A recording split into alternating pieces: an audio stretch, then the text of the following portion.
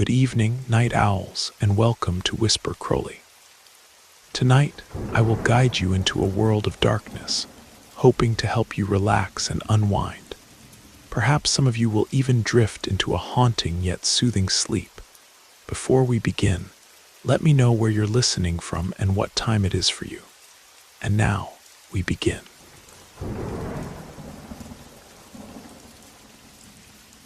Good evening, Dom. My name is Daniel. I'm 23 years old, and I'm writing this email in the middle of the night because I still wake up with the same metallic whistle that haunted me when I was 17. I'll tell it exactly as memory allows, without flourishes. Every time I try to explain it, I feel like the words get tangled like those bootleg cartridges we used to blow on to make them work. I lived with my mom, Rosa, and my sister, Lily, in a housing project in Phoenix. Mom worked 2 shifts, first at a diner, then at a grain warehouse. I studied at a technical high school thanks to a scholarship, but not transportation or materials. The rule was clear. If I failed the year, I'd lose the scholarship, and with it the possibility of studying electrical engineering. The only thing that seemed like it could get us out of there. To help with expenses, I spent afternoons at the swap meet repairing radios, old TVs, and selling salvaged parts. It wasn't glamorous, but it was enough for the school transport card, a taco during recess, and sometimes loose change that I'd leave on the table tied with a rubber band. It was on one of those afternoons, almost 6 years ago, when I met Icarus. He appeared in the swap meet aisle with a yellowed Super Nintendo clone. The sticker said Super Convoy.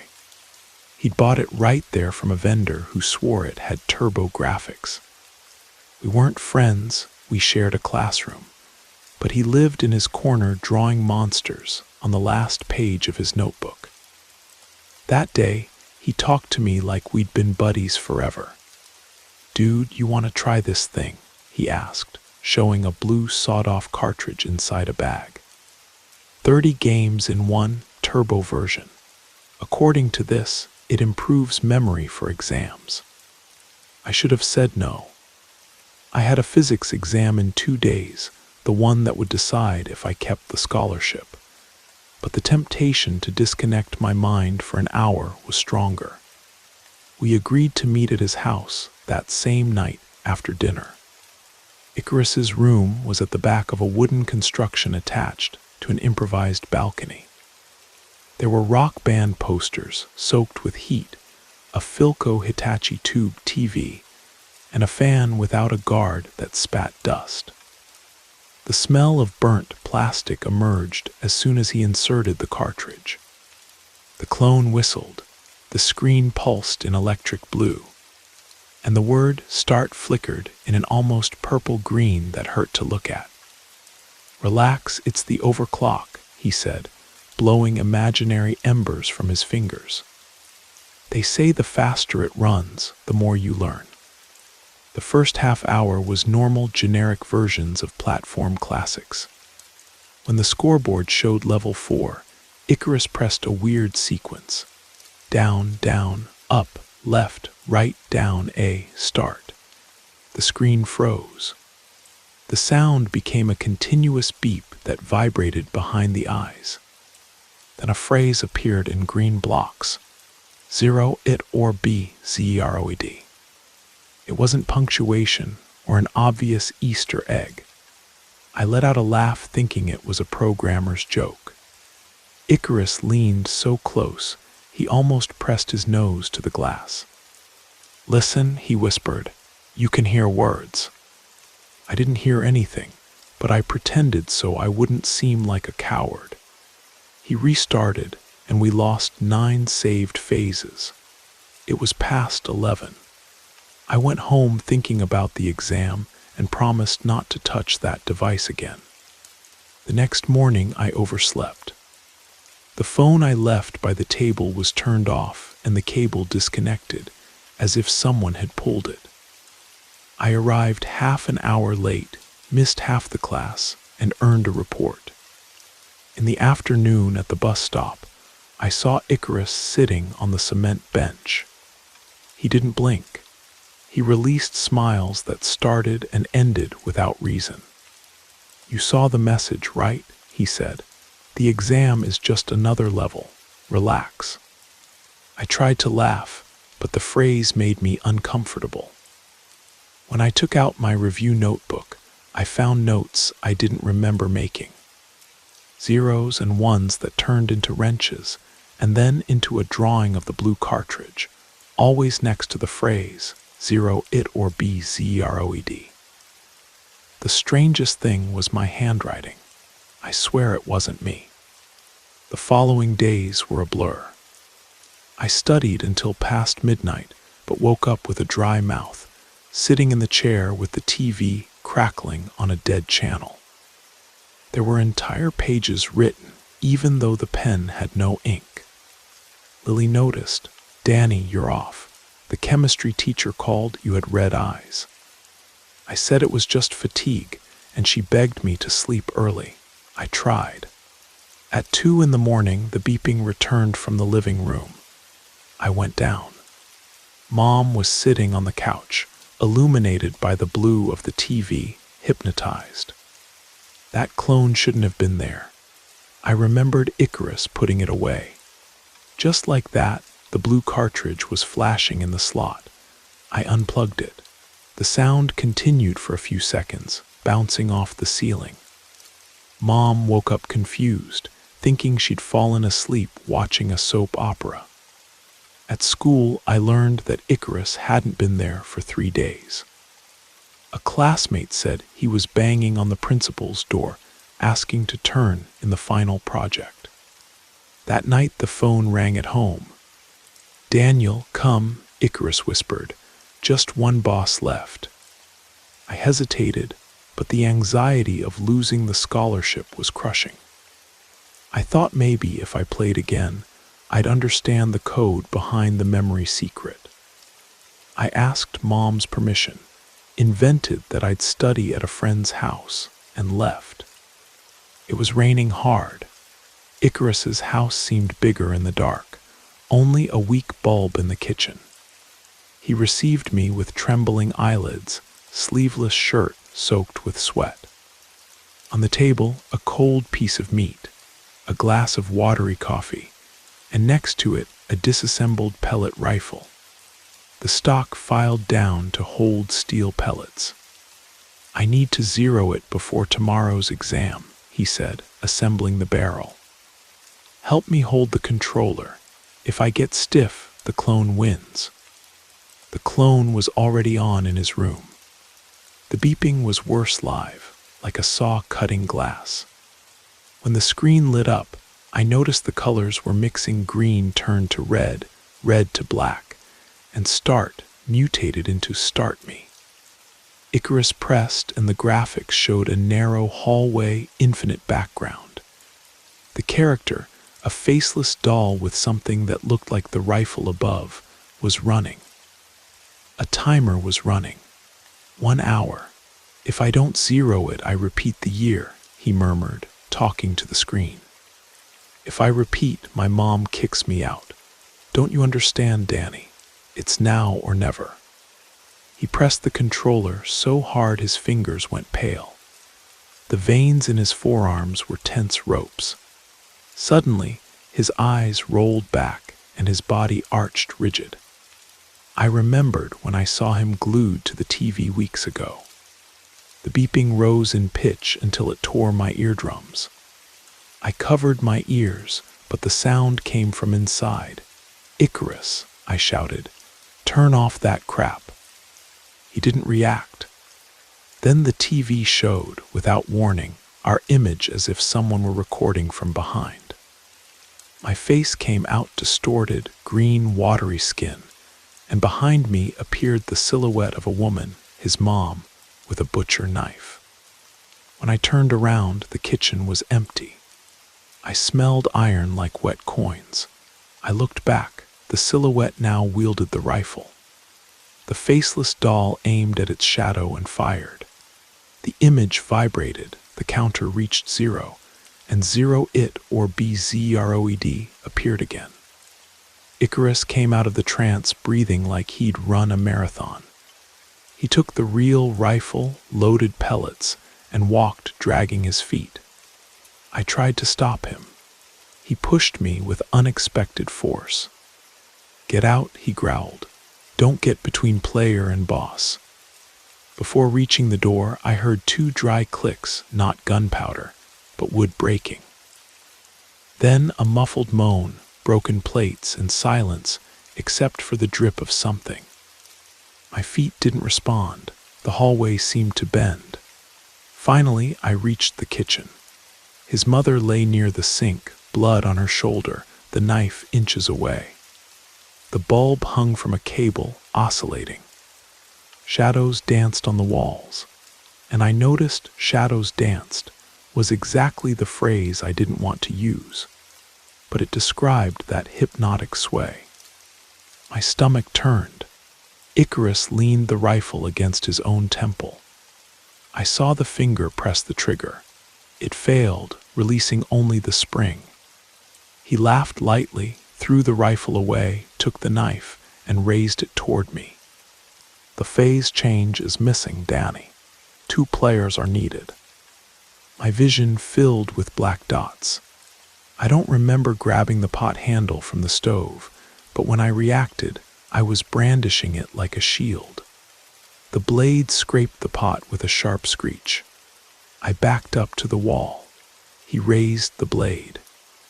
Then something fell from the ceiling, maybe the fan without a guard, and hit his head. It didn't knock him down, but it was enough for me to kick the knife away. Seconds or minutes later, sirens broke the night. A neighbor heard the endless whistling and called the police thinking it was a domestic fight. Icarus didn't resist. He surrendered like someone returning the controller to their older brother.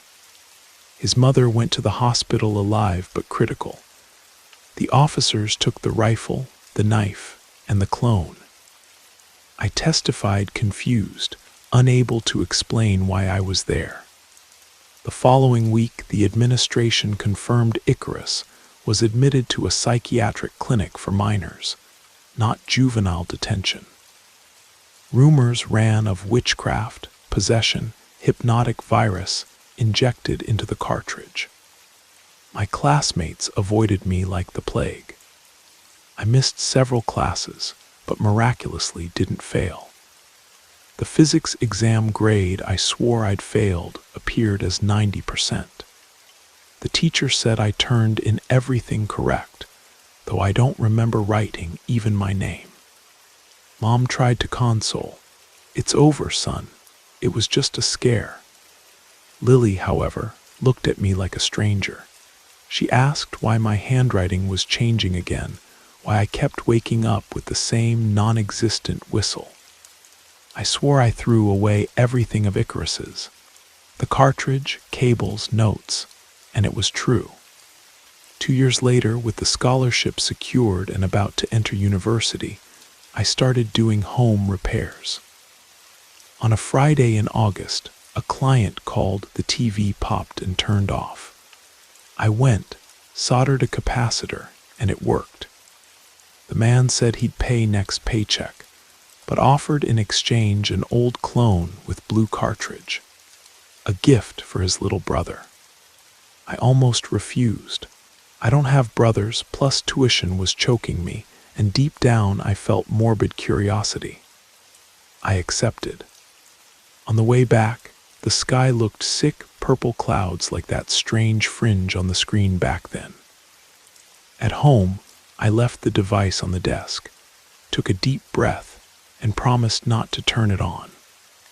But the faint smell of burnt plastic rose, even though the circuits were heating up while disconnected. When I touched it, a warm shock ran through my arm. On the cartridge lid, someone had written "Continue. Yes or no." Inside my head, the metallic whistle returned, low like a dawn mosquito.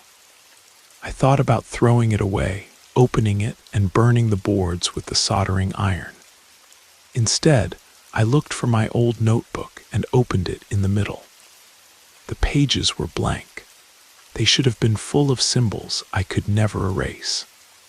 On the last page, however, fresh ink appeared, 0 it or BZROED, still wet as if someone had written it while I walked down the hallway. I closed the notebook, pushed the clone to the back of the drawer, sat in front of the computer, and started this story. I write hoping that converting memory to text will weaken it, like turning on the light to prove there's no monster. But the whistle grows minute by minute, and the cartridge, though hidden, pulses. I wonder if Icarus is still breathing in that clinic, if he manages to sleep without hearing the same frequency. I wonder how many turbo clones are still circulating, how many exhausted students will blow cartridges looking for rest before the final exam. If you're reading this, Dom, do what you think is best. For now, I'll keep the drawer locked, though I know that sooner or later, someone will press start.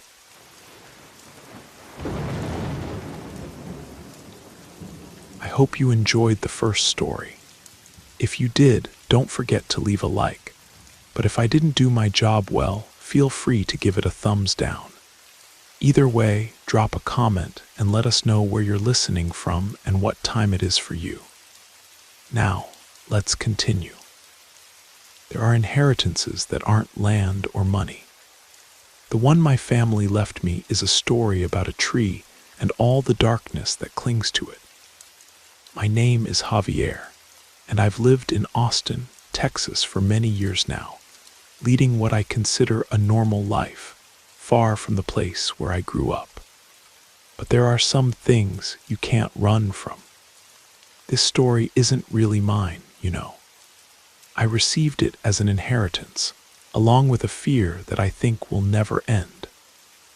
All of this came back with more force last year, around August of 2022, when the wedding invitation from my cousin Lucas arrived.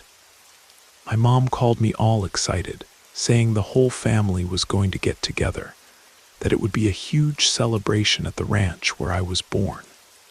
For me, the news hit like a stone in my stomach. Going back, there is never a walk in the park. Here in Austin, I'm just Javier. Back there, I'm Alfonso's grandson, and that still means a lot in that small Texas town, even though he's been dead for over 20 years. But family is family. I made some excuse at work, bought a bus ticket, and one Friday after a heavy day, there I was at the Greyhound station. It's about 4 hours of travel, enough time to watch life transform outside. That sea of buildings and power lines gradually disappears, giving way to fields and more fields, a horizon that seems endless. Occasionally the bus would stop, and that gust of hot air would enter, smelling of dust and brush. I got off at the last stop. My uncle, the father of the groom, was waiting for me. Same strong hug, same questions about work, about Austin traffic, about whether I have a girlfriend yet. The road to the ranch is along a well-maintained dirt path. On both sides, barbed wire fencing marks what was once all my grandfather's. He was an important man, one of those who didn't need to raise their voice to be obeyed. His silence in the middle of the room was more terrifying than anyone's scream. The main house of the ranch remained the same, huge, cool inside, with that smell of old wood and the cornbread my aunts always make when we arrive. The conversation was already flowing on the porch with the men around a table, and the women in the kitchen, in endless coming and going. It's always this theater. I went to the guest room, the usual one, threw my backpack on the bed, and started looking for my phone charger in my bag. Nothing. I'd forgotten it plugged into the wall at my apartment. Great. Now I was going to have to start the whole ordeal of borrowing things, feeling even more like the cousin from the city who doesn't fit in. It was from that room's window that I saw it. The cecropia tree stands at the boundaries of the property in a lower area of the terrain, as if it were sunken. It's a sick tree, I think twisted, with branches that look like withered arms. Its trunk is thick, grayish, and full of those conical, hard spines that look more like claws. For as long as I can remember, that place has been forbidden. No family barbecue is held over there. No child has ever climbed those branches. It doesn't offer good shade. It doesn't bloom with any flower worth seeing.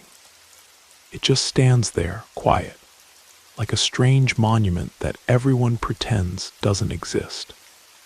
I remember once, I must have been about 8 years old, I asked my dad why we couldn't go over there. He stopped what he was doing, looked at me in a hard way, a way I rarely saw from him, and answered in a low voice, almost a growl. Because I said no, and we don't talk about it anymore. And it was never talked about again. You learn not to ask certain questions. You just look away and move on. The next day, Saturday, the house woke up in the middle of a hurricane. It was the wedding day. My aunts and female cousins were running from one side to the other with dresses, pins, hair dryers turned on, the smell of hairspray in the air. The men were already drinking beer on the porch before noon. It was chaos. Around mid-afternoon, needing a bit of silence, I went out for a walk. I made the excuse that I was going to look for Bateau, another cousin, to see if he had a spare charger. I walked along the side of the house where the party noise diminished, and you could only hear the singing of cicadas, that sound that fills everything on a hot day. Without realizing it, I took a path of trampled grass that goes around the back of the property. It was a shortcut that nobody used much, precisely because it passed closer to the hollow where the cecropia stood. I wasn't going in its direction, but from where I was walking, you could see the ugly crown of the tree about 50 meters away. That's when I heard it. It was a low, melodic humming. It sounded like a woman singing a very old lullaby with her mouth closed. I stopped dead. I looked around. There was no one there. The sound seemed to come from the direction of the tree. And then came the smell. The wind brought a perfume of flowers, but it wasn't a pleasant smell.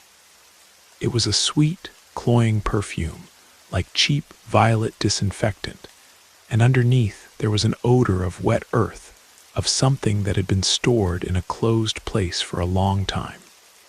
It lasted about 2, maybe 3 seconds. I took a step back almost by instinct. At that same instant, the humming stopped. The smell disappeared. Only the hot air and the noise of cicadas remained. I stood there feeling like an idiot. I strained my sight toward the tree. Nothing. Just the dry branches and sunlight hitting the grass. I shook my head. It must have been some neighbor's radio, the wind carrying the sound and smell. Who knows, some strange flower from the brush. That was it. My head was already full of the tree's story, and now I was making things up. I quickened my pace and got out of there. But that strange sensation didn't leave me. The ceremony at the little church downtown was beautiful, as they always are. The problem is the party. The parish hall was packed, decorated with white flowers and colored lights that spun on the ceiling. A band played so loud we had to shout to talk. I was at a table with some cousins, trying to integrate, responding to the same old jokes. The smell was a mix of beer, fried snacks, and sweet perfume. All normal, too normal. It was around 9 at night that I saw her for the first time. She was standing by the entrance door, a little away from the crowd. She wasn't a guest, I was sure of that. By that time of the party, the family women already had their dresses a bit wrinkled, their hair half undone. She wasn't. She was so simple she seemed strange. She wore a long, dark skirt and a neutral-colored button-up blouse. Black, straight hair with a part in the middle. She wasn't looking at her phone, wasn't drinking anything, wasn't talking to anyone. She just observed. She had a calm that didn't match the noise of the place. I looked away. She must be a relative of someone from the bride's family. I don't know. But then I looked toward the main table where my uncles and my dad were sitting, and they had seen her too. My dad, who's usually the life of the party, had his whiskey glass frozen in his hand.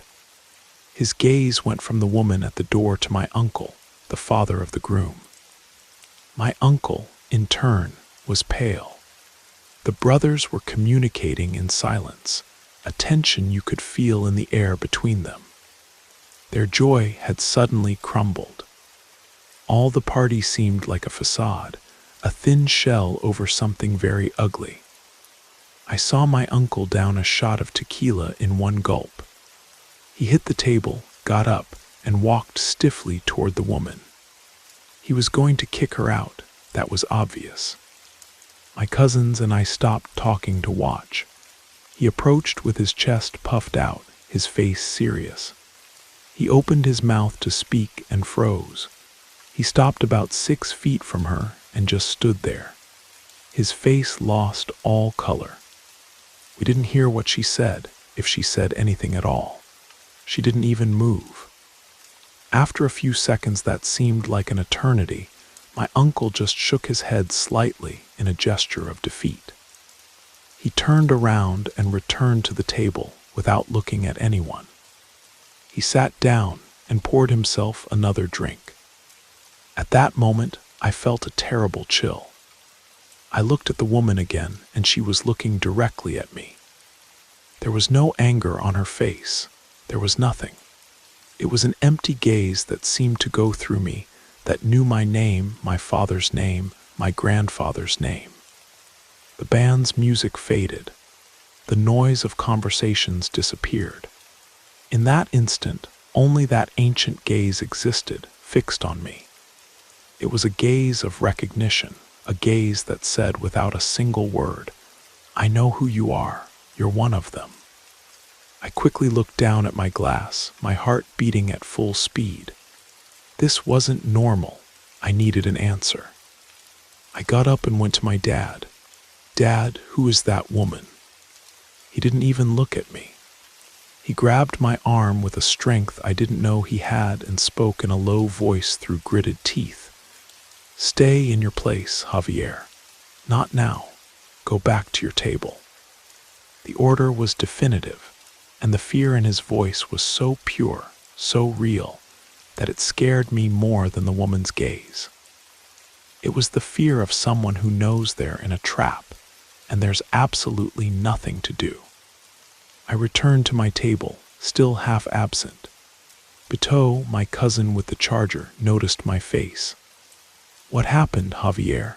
You look like you've seen a ghost," he said with a doubtful laugh. I hesitated but ended up speaking. "That woman over there in the corner, do you know who she is? My dad and uncle got weird because of her." Beto looked in the direction I pointed, and his face opened in a smile of someone who knows the local gossip. "Ah, poor Maria. She's not from here. She's from the neighboring town. They say she lost her mind after her only child died a long time ago. Since then, she appears at all the parties, weddings, baptisms, whatever. She stays there quiet in her corner, watching. People feel sorry for her. Nobody has the heart to throw her out. They think it's a sin, I don't know. She's harmless, just weird. Your dad probably got embarrassed that she showed up today. That's all." A wave of relief washed over me, and I even felt dizzy. It made complete sense. The simple clothes, the stillness, the way of looking, it was just a sick woman. My uncles and father weren't afraid, they were embarrassed. They wanted to avoid the "what will people say?" And I, the idiot cousin from the city, had already created a whole horror movie in my head, mixing the tree's story with the poor woman. I felt like an imbecile. The relief made me feel light. I even had a beer, talked with some relatives I hadn't seen in a long time. The party was dying little by little. After 1 in the morning, the band put away their instruments. A good part of the guests left. Only the closest ones remained, the hard core of the family, sitting around 2 or 3 tables together, talking quietly with tired faces. The bride, my cousin, had already taken off her heels. The atmosphere was end of party, duty accomplished. I was already thinking about saying goodbye and going to my room when she entered the hall again. This time she didn't stay standing at the door. She walked slowly, crossing the empty hall, her steps making no noise on the floor.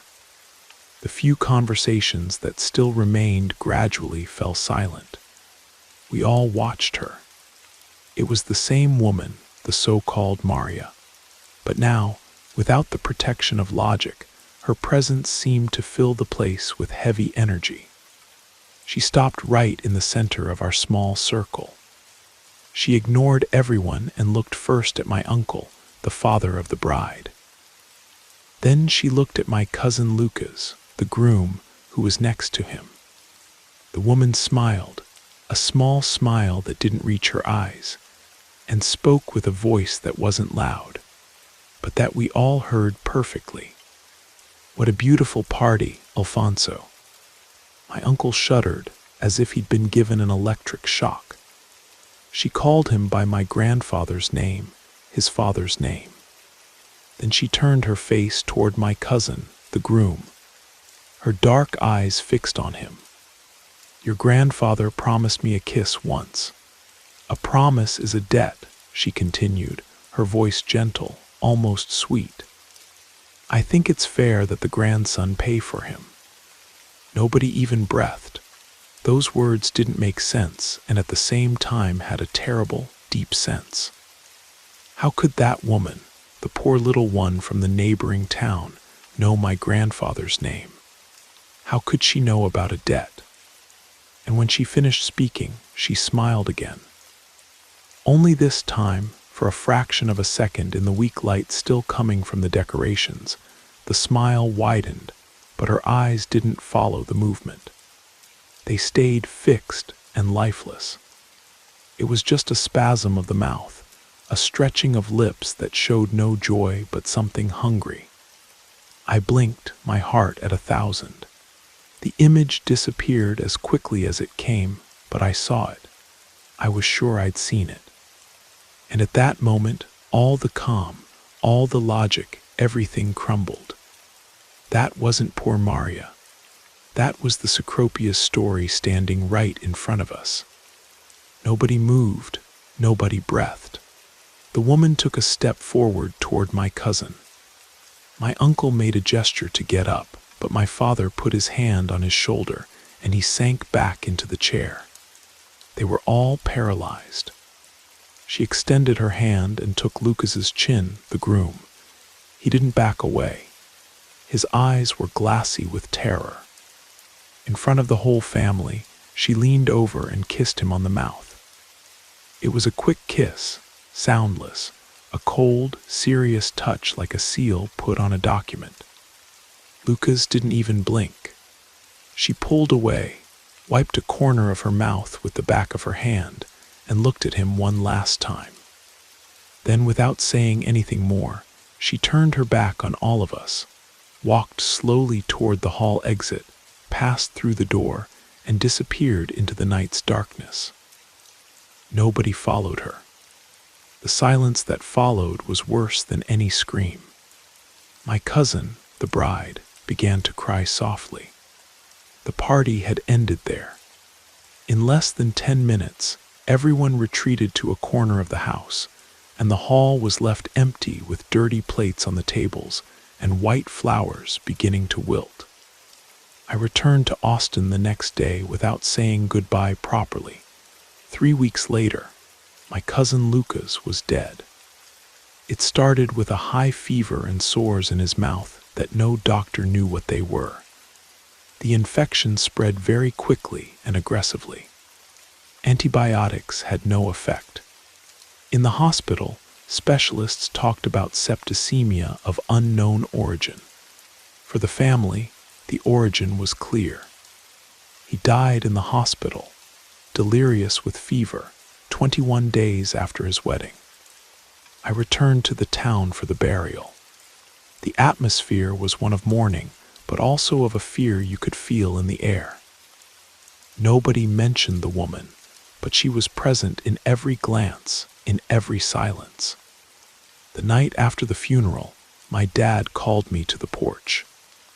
He'd been drinking since early morning and seemed like a man 20 years older. He sat in my grandfather's rocking chair and stayed there for a while, looking at the darkness. "That woman had a name," he said with a hoarse voice. "She was called Lucia. She was a healer. She helped everyone around here, and your grandfather, Javier, your grandfather killed her." And then he told me everything. He told me that Alfonso was obsessed with her, that he wanted her just for himself, and since she was a free woman and didn't accept, he beat her. A few days later, he had a violent attack, and to get rid of it, he accused Lucia of having bewitched him. He gathered other men from the ranch, cowards like him, and they dragged her to the Cecropia.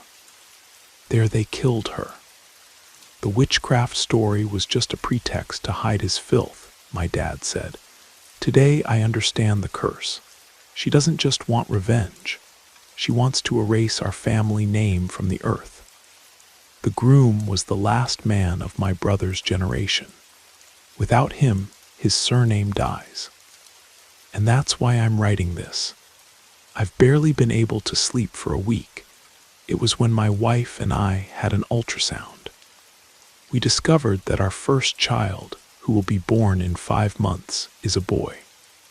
Now every night I find myself looking out the window of my 12th floor apartment. I look at the sea of lights and buildings out there, a concrete jungle that I thought could hide me. But it doesn't. And I wait with a fear that grips my chest for the day when I see the silhouette of a woman standing there, watching me in silence. Because an inheritance like this isn't lost with distance. It finds you. Sometimes I wake up in the middle of the night and check the locks on our door. Sometimes I find myself researching protective charms online, feeling ridiculous but desperate. Sometimes I catch myself staring at my wife's growing belly and wondering what kind of world I'm bringing my son into. The curse isn't finished with us. I can feel it in my bones, in the way shadows seem longer in our apartment, in the way the air conditioning sometimes carries scents that remind me of that day, sweet perfume mixed with earth and decay. My son will carry my grandfather's name. He'll be the 4th Alfonso in our line. And somewhere, in a place between the living and the dead, a woman with dark hair and an ancient grievance is waiting. Lucia isn't done collecting her debt. She's patient, methodical, and she has all the time in the world.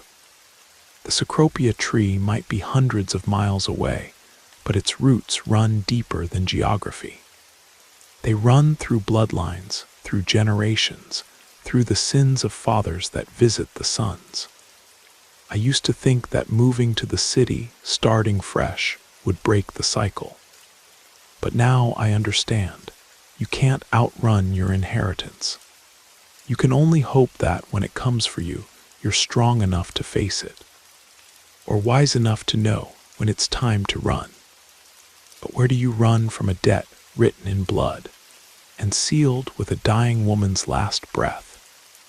Where do you hide from justice that has been waiting over 20 years to be served? I don't know. I only know that I love my unborn son more than my own life, and I would do anything to protect him from the sins of his great-grandfather. Anything, even if it means facing the woman under the cecropia tree myself.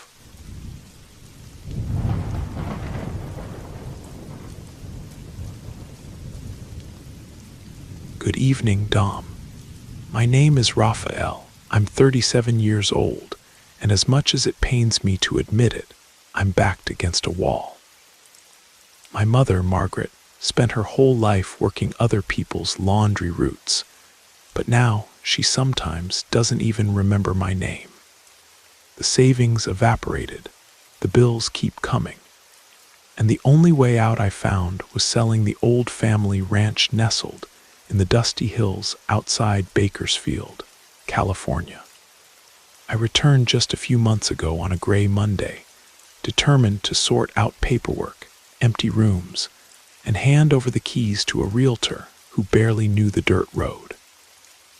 The gravel path remained the same cracked lines of stone, ochre dust rising like smoke, the smell of dry eucalyptus. As I drove the borrowed car, the steering wheel slipped in my sweaty hands, while I thought about the mountain of unpayable bills that brought me back.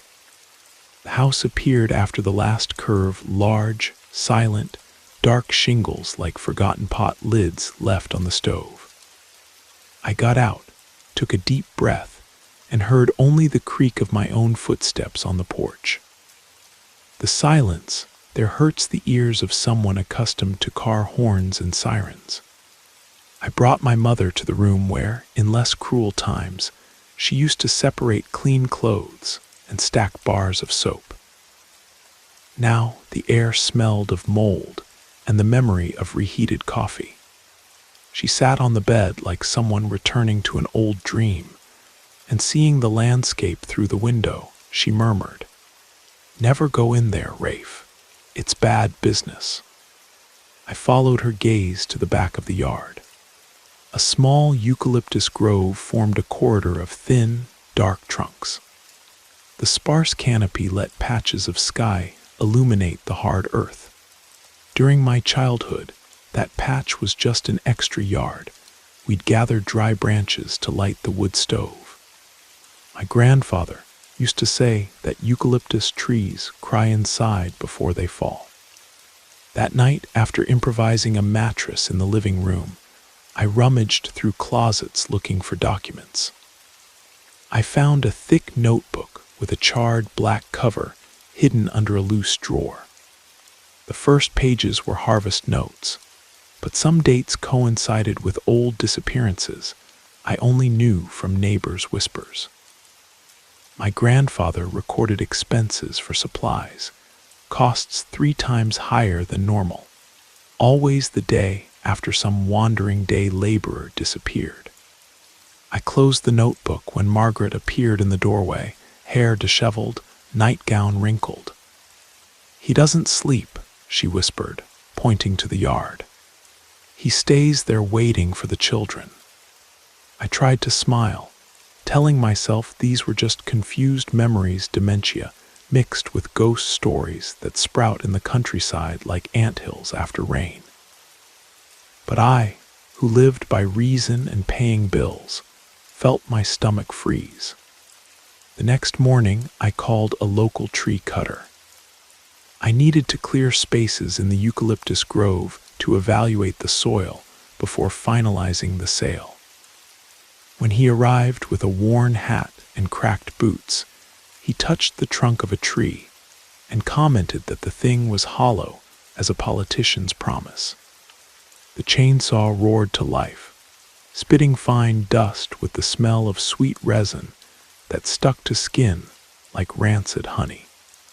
Each trunk that fell revealed something barbed wire embedded in the base, pieces of children's clothing petrified by time, even a pair of buttons that gleamed stubbornly in the cracked earth. I helped collect them, ashamed of my own affliction. The tree cutter joked, If you dig more, a dinosaur will come out.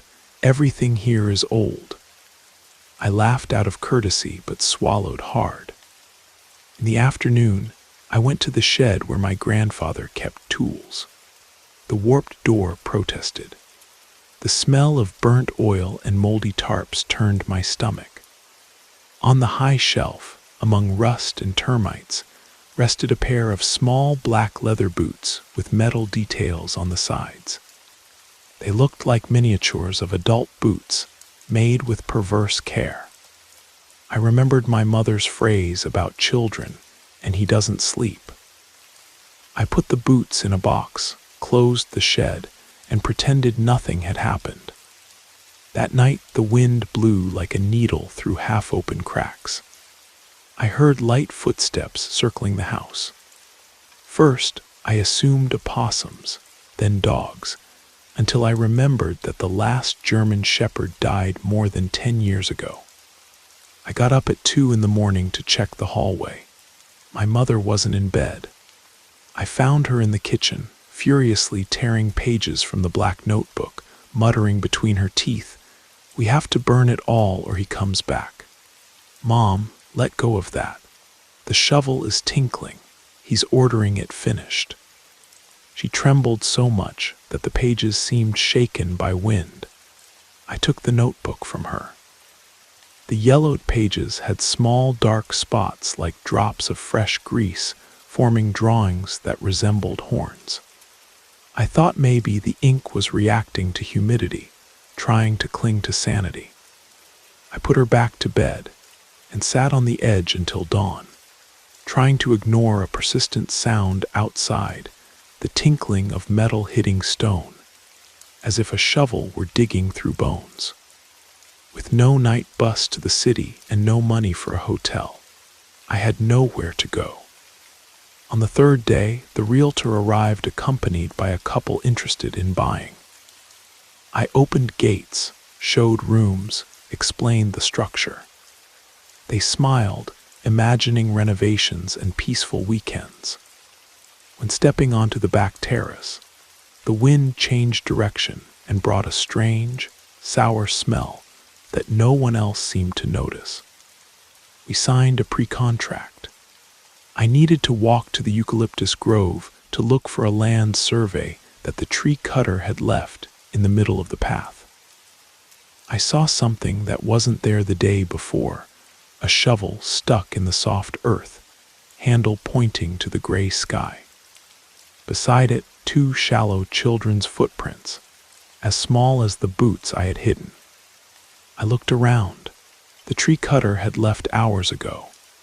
There were no signs of life except the distant creak of dry bamboo. I approached the shovel. Rays pierced the wood assembly, making something gleam on the ground, a piece of red fabric with charred edges. I knelt, touched the fabric, and suddenly began digging with my hands, maddened by the urgency to tear the doubt from my chest. I dug little. The earth yielded and showed a child's skull with a broken jaw. A lock of hair still hung from the bone.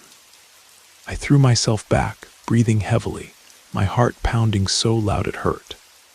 I didn't scream. Something, I don't know if irrationality or pure terror, forced me to cover everything again, inch by inch, until I left the hole intact. When I stood up, a silhouette appeared by the fence of the abandoned pasture. It looked like a thin man, wide hat, dark coat too long for the midday heat. It didn't move or look away. I'm not sure if it blinked. The trembling weakened my knees. The man raised a hand, pointed to the ground beside me, and suddenly simply vanished, as if a gust had dissolved every trace of him beyond the horizon. I ran to the house, bathed in sweat, but found the realtor and the couple already leaving in their truck. My mother on the terrace held the box of boots. "They need them, Rafe," she murmured. "If it's not them, it'll be others." She tried to hand me the box. I refused. She let it drop. The boots hit the floorboards, and for an instant I swore I heard children's giggles mixed with the dry sound of old leather. In the early morning before my definitive return to the city, the roof creaked as if someone were walking on the tiles. I sat in the living room, arms around my knees, remembering the bills, Margaret's dementia, the skull underground, and above all a note from my grandfather in the burned notebook.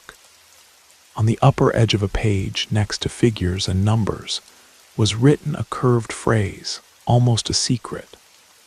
The child pays the debt. I tried to leave, but I heard again the tinkling of the shovel.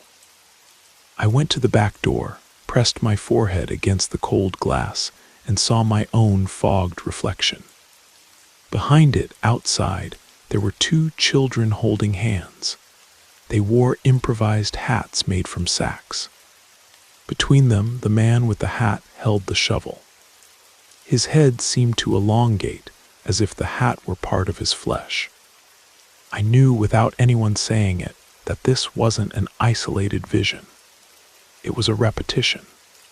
As long as someone exists willing to trade silence for financial peace, the scene will recreate itself. I pulled the curtain, trembling, and didn't look again until dawn. Despite everything, the pressure of debts weighed more. The following week, I handed over the deed to the couple, received the deposit, paid debts, and admitted Margaret to a modest clinic in the city. She seems calmer, though she doesn't recognize me every day. I like to think that by taking us away from the ranch, I broke the cycle. But yesterday, I received a voice message from the new owner. She spoke in whispers like someone who doesn't want to wake someone nearby. "Mr. Raphael, do you know if some sower used to pass through here at night? My boy keeps talking about a man with a hat who teaches him to bury treasures. It's just imagination, right?" I didn't respond. I squeezed the phone until my fingers turned white and hung up. I spent the rest of the night sitting in the darkness, smelling a faint trace of resin that seemed to escape from the walls of my apartment. If a debt exists, I don't know who collects it. I only know that every time I close my eyes, I hear the tinkling of metal on stone. I don't know if it's memory, hallucination, or warning. I only know that he doesn't sleep.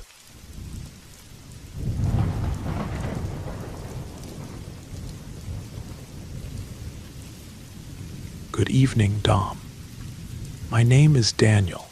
I'm 23 years old, and I'm writing this email in the middle of the night because I still wake up with the same metallic whistle that haunted me when I was 17. I'll tell it exactly as memory allows, without flourishes. Every time I try to explain it, I feel like the words get tangled like those bootleg cartridges we used to blow on to make them work. I lived with my mom, Rosa, and my sister, Lily, in a housing project in Phoenix. Mom worked 2 shifts, first at a diner, then at a grain warehouse. I studied at a technical high school thanks to a scholarship, but not transportation or materials. The rule was clear. If I failed the year, I'd lose the scholarship, and with it the possibility of studying electrical engineering. The only thing that seemed like it could get us out of there. To help with expenses, I spent afternoons at the swap meet repairing radios, old TVs, and selling salvaged parts. It wasn't glamorous, but it was enough for the school transport card, a taco during recess, and sometimes loose change that I'd leave on the table tied with a rubber band. It was on one of those afternoons, almost 6 years ago, when I met Icarus. He appeared in the swap meet aisle with a yellowed Super Nintendo clone. The sticker said Super Convoy. He'd bought it right there from a vendor who swore it had turbo graphics. We weren't friends, we shared a classroom, but he lived in his corner drawing monsters on the last page of his notebook. That day, he He talked to me like we'd been buddies forever. "Dude, you want to try this thing?" he asked, showing a blue sawed-off cartridge inside a bag. 30 games in one turbo version. According to this, it improves memory for exams. I should have said no. I had a physics exam in 2 days, the one that would decide if I kept the scholarship. But the temptation to disconnect my mind for an hour was stronger. We agreed to meet at his house that same night after dinner. Icarus's room was at the back of a wooden construction attached to an improvised balcony. There were rock band posters soaked with heat, a Philco Hitachi tube TV, and a fan without a guard that spat dust. The smell of burnt plastic emerged as soon as he inserted the cartridge. The clone whistled, the screen pulsed in electric blue, and the word "start" flickered in an almost purple green that hurt to look at. "Relax, it's the overclock," he said, blowing imaginary embers from his fingers.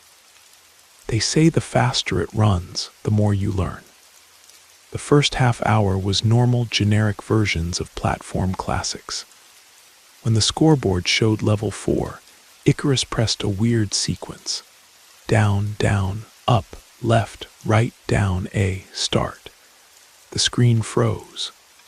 The sound became a continuous beep that vibrated behind the eyes.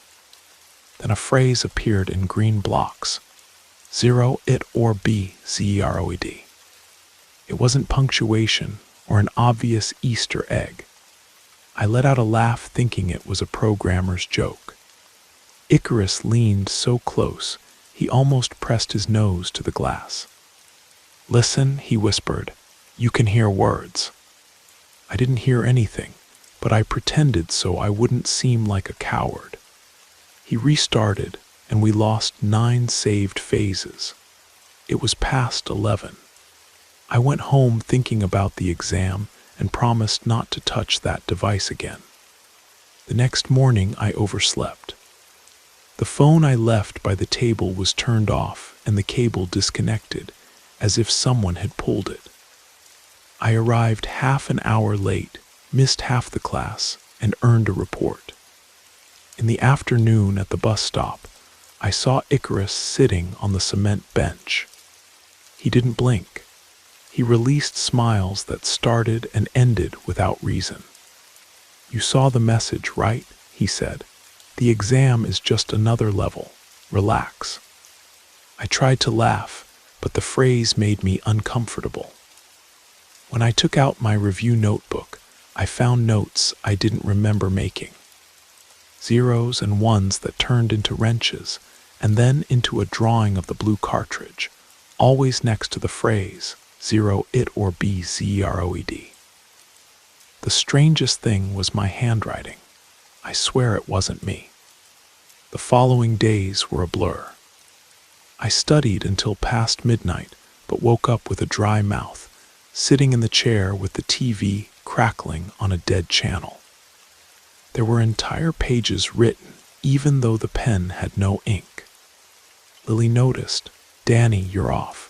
The chemistry teacher called you had red eyes." I said it was just fatigue, and she begged me to sleep early. I tried.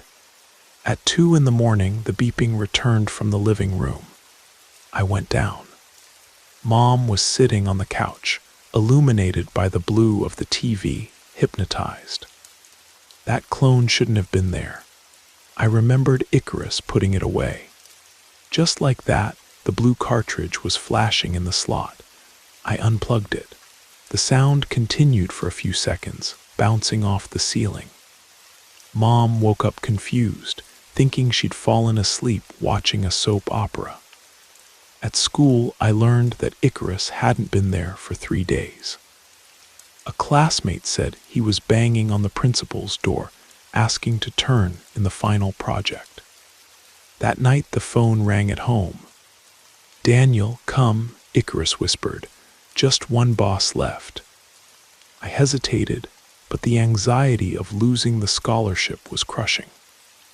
I thought maybe if I played again, I'd understand the code behind the memory secret. I asked Mom's permission, invented that I'd study at a friend's house, and left. It was raining hard. Icarus's house seemed bigger in the dark, only a weak bulb in the kitchen. He received me with trembling eyelids, sleeveless shirt soaked with sweat. On the table, a cold piece of meat, a glass of watery coffee, and next to it, a disassembled pellet rifle. The stock filed down to hold steel pellets. "I need to zero it before tomorrow's exam," he said, assembling the barrel. "Help me hold the controller. If I get stiff, the clone wins." The clone was already on in his room. The beeping was worse live, like a saw cutting glass. When the screen lit up, I noticed the colors were mixing. Green turned to red, red to black, and start mutated into start me. Icarus pressed and the graphics showed a narrow hallway, infinite background. The character, a faceless doll with something that looked like the rifle above, was running. A timer was running. 1 hour. "If I don't zero it, I repeat the year," he murmured, talking to the screen. "If I repeat, my mom kicks me out. Don't you understand, Danny? It's now or never." He pressed the controller so hard his fingers went pale. The veins in his forearms were tense ropes.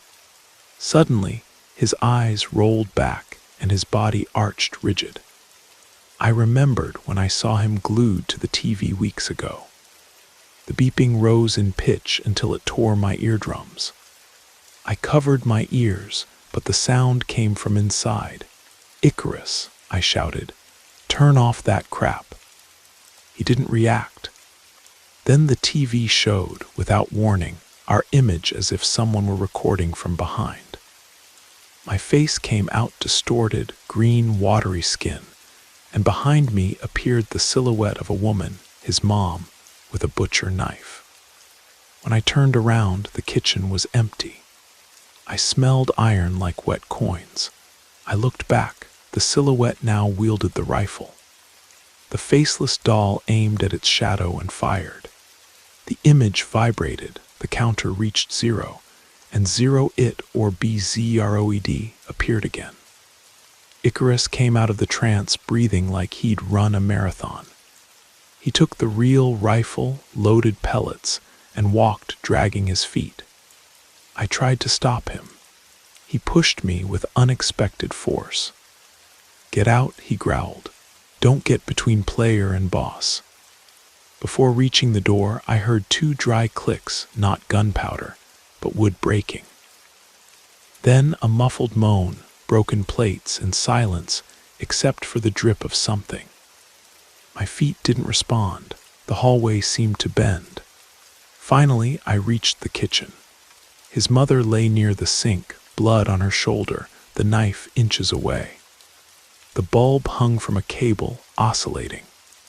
Shadows danced on the walls, and I noticed "shadows danced" was exactly the phrase I didn't want to use, but it described that hypnotic sway. My stomach turned. Icarus leaned the rifle against his own temple. I saw the finger press the trigger. It failed, releasing only the spring. He laughed lightly, threw the rifle away, took the knife, and raised it toward me. "The phase change is missing, Danny. 2 players are needed." My vision filled with black dots. I don't remember grabbing the pot handle from the stove, but when I reacted, I was brandishing it like a shield. The blade scraped the pot with a sharp screech. I backed up to the wall. He raised the blade.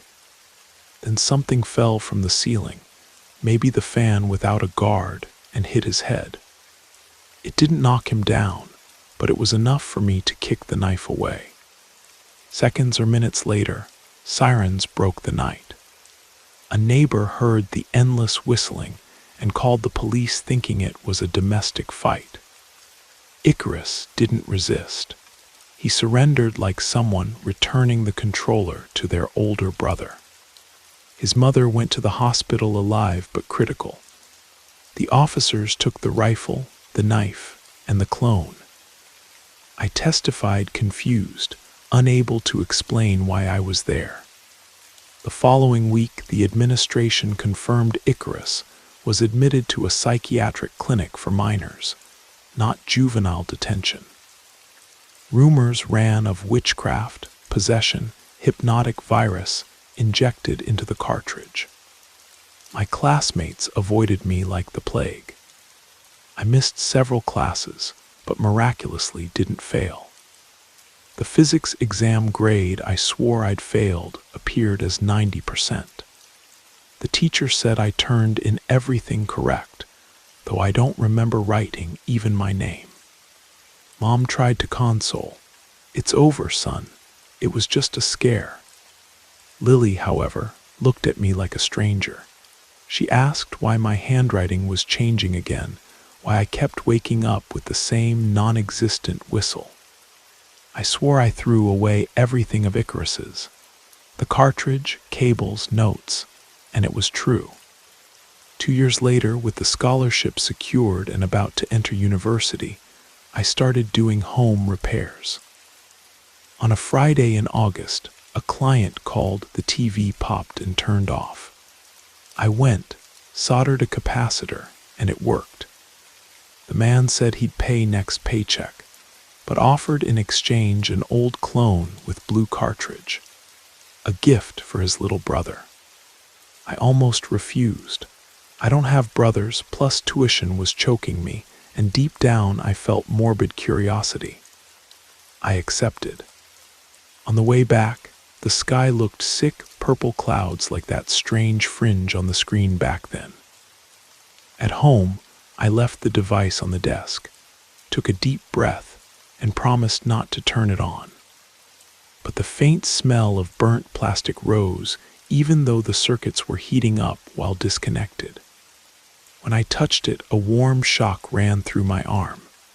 On the cartridge lid, someone had written "Continue. Yes or no." Inside my head, the metallic whistle returned, low like a dawn mosquito.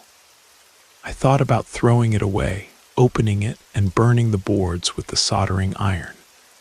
Instead, I looked for my old notebook and opened it in the middle.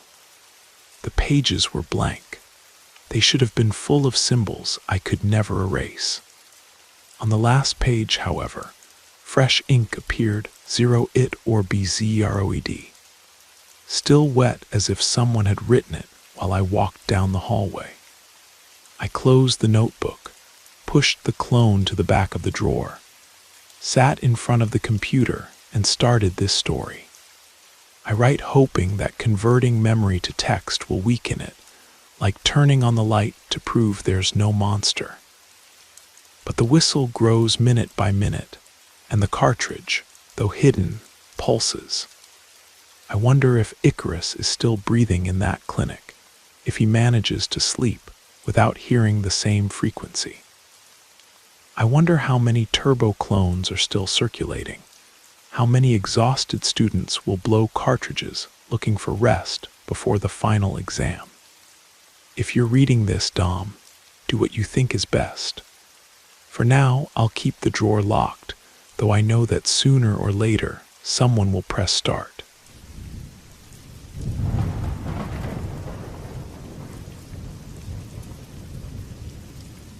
My name is Fabricio. I'm 27 years old, and I carry a weight I've never confessed to anyone except you who listens to me now. When everything happened, I was 13 years old, living in a housing complex in Austin, Texas, alternating weekends between soccer games in the common patio and lunches at my grandmother's house. Family gatherings were loud, full of laughter, but I always felt somewhat out of place. I spent most of the time in the back room, leafing through old magazines or leaning against the window, imagining other lives. On Sundays, my cousins would arrive. Laura, 12 years old, was the typical exemplary student, straight bangs, backpack with colorful flames, and a notebook where she drew hearts. The youngest, Deborah 9, followed her sister's every step like a duckling, imitating even the way she held her hair. I didn't have much to talk about with them, and to be honest, I didn't try either. I stayed in the hallways, changing conversation when they called me to play. One Sunday in January, I remember because the heat was sticking my shirt to my skin. My mom answered the phone right after lunch. Aunt Susan's voice on the other side sounded like a pressure cooker about to explode. When she hung up, she told me in broad strokes. My grandmother's gold chain had disappeared, the engagement ring that passed from generation to generation, and a stack of high-value bills kept in an old Bible. Aunt Susan suspected a break-in, but nothing was forced. On impulse, I took my phone, opened Laura's social media, and almost accidentally found a photo of her in front of the mirror, wearing a ring identical to the one my grandmother cried over nostalgically. I showed it to my mom and asked for discretion. She promised, but desperation weighed more. She told the aunt immediately. From then on, the routine spiraled. The aunt said nothing to the girls, preferring to observe.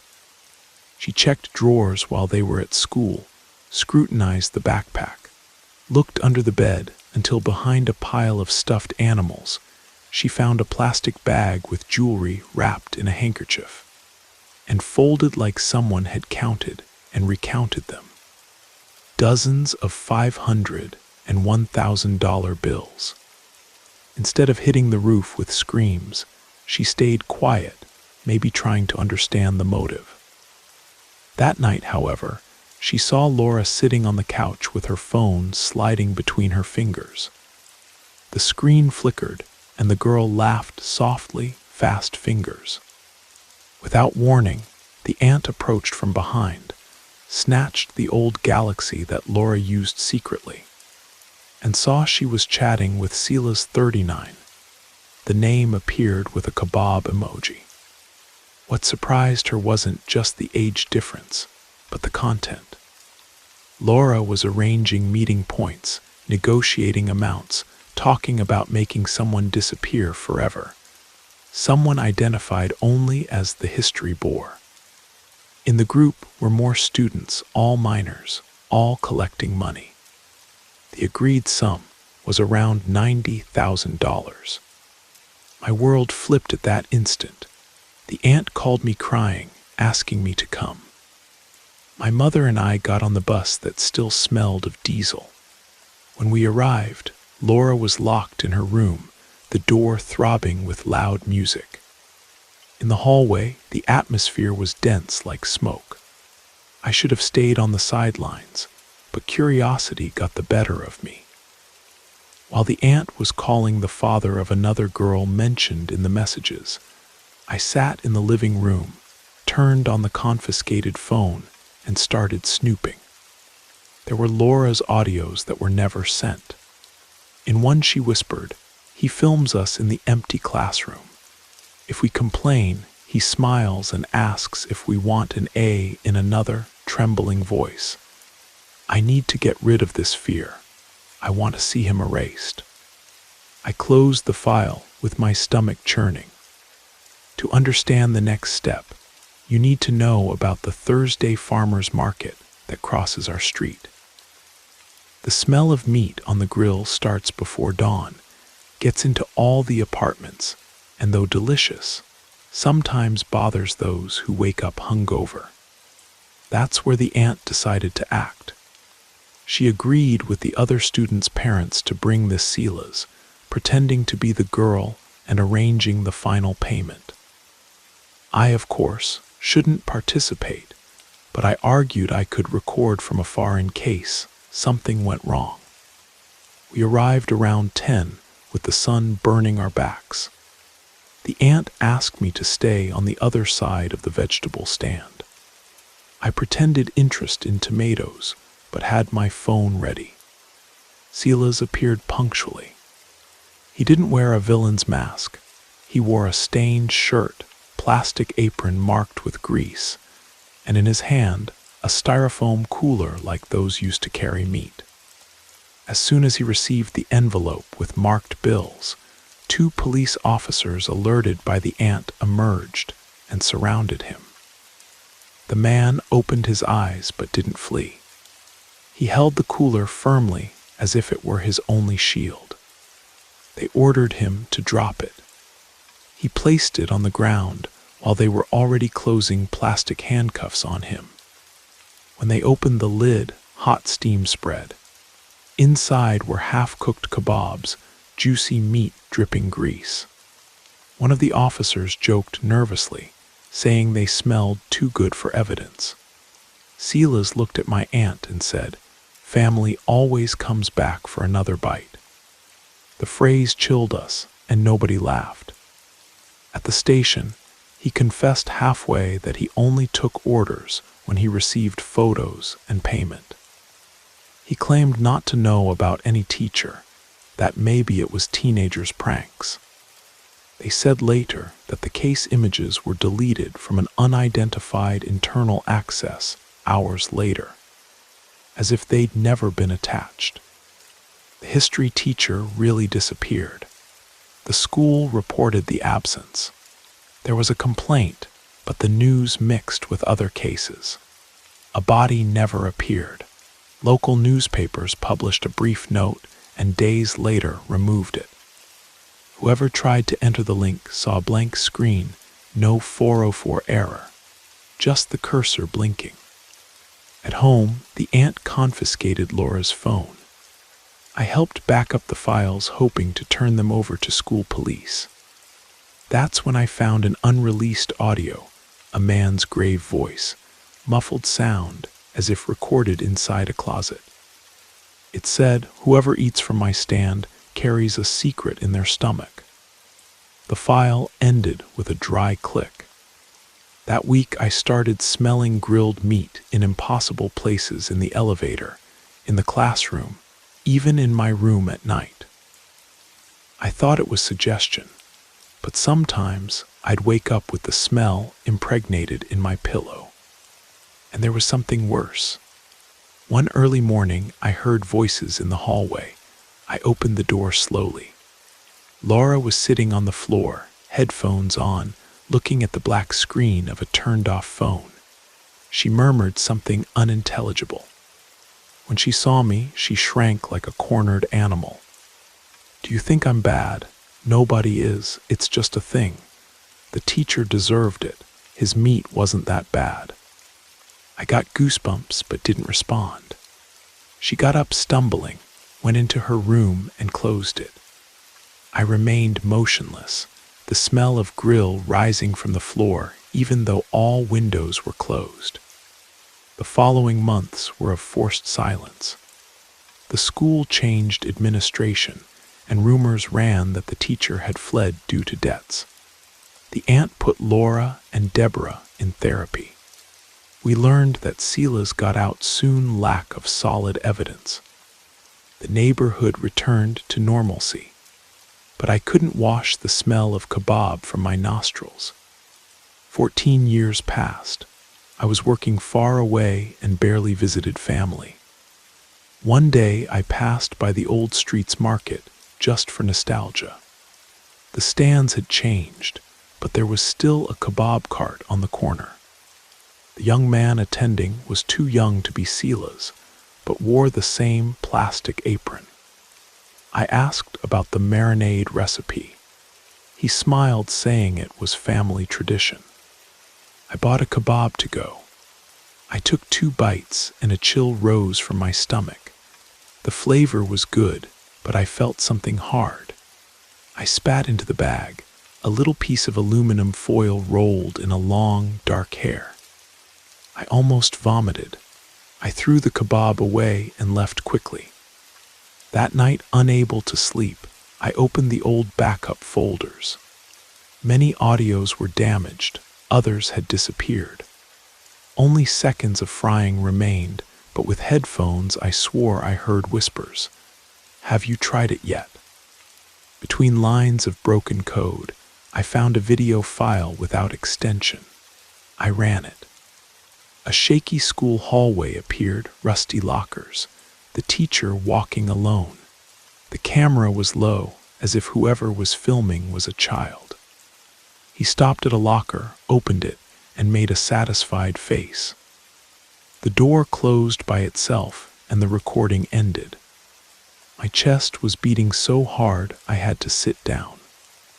I turned everything off, but before that I copied the video to a flash drive, fearing it would also be erased. At the beginning of this year, I received a message from Laura. Since the scandal, I avoided social media. I opened trembling. It was a simple invitation. Stop by my new store. I want to show you something. The address was in another neighborhood. I went, maybe looking for peace. The discreet facade read Artisanal Butchery. Inside, everything was impeccable, stainless steel shining under cold light. Laura, now 26, smiled when she saw me. She wore an immaculate white apron. Behind her, a vertical freezer displayed vacuum-sealed cuts. She pointed to a large, reddish piece. This is our prime ribeye. What animal? Home-raised, she replied without blinking. We don't buy from anyone. I didn't buy anything. I returned home with nausea and fear, not of ghosts, but of what living people can hide under clean aprons. Since then, the smell of grill invades my room from time to time, even with windows closed. Maybe it's just memory, maybe not. While I record this testimony, I have on the table an old metal skewer I found in a shoebox when we moved my grandmother's furniture. It's clean, no rust, but the tip seems recently sharpened. I think about taking it to the police, but what would they say? It's just a cooking skewer, common object, no fingerprints, no evidence. So I ask you, how many times in a hurry have you bought meat at any corner? How many Sunday memories keep a delicious smell that hides something irreparable? If the teacher really died, maybe they burned him, ground him, and seasoned him. Or maybe he fled, and I'm trapped in manufactured paranoia. The only certainty I have is the sound that still resonates when I close my eyes. Whoever eats from my stand carries a secret in their stomach, and that secret weighs more each day.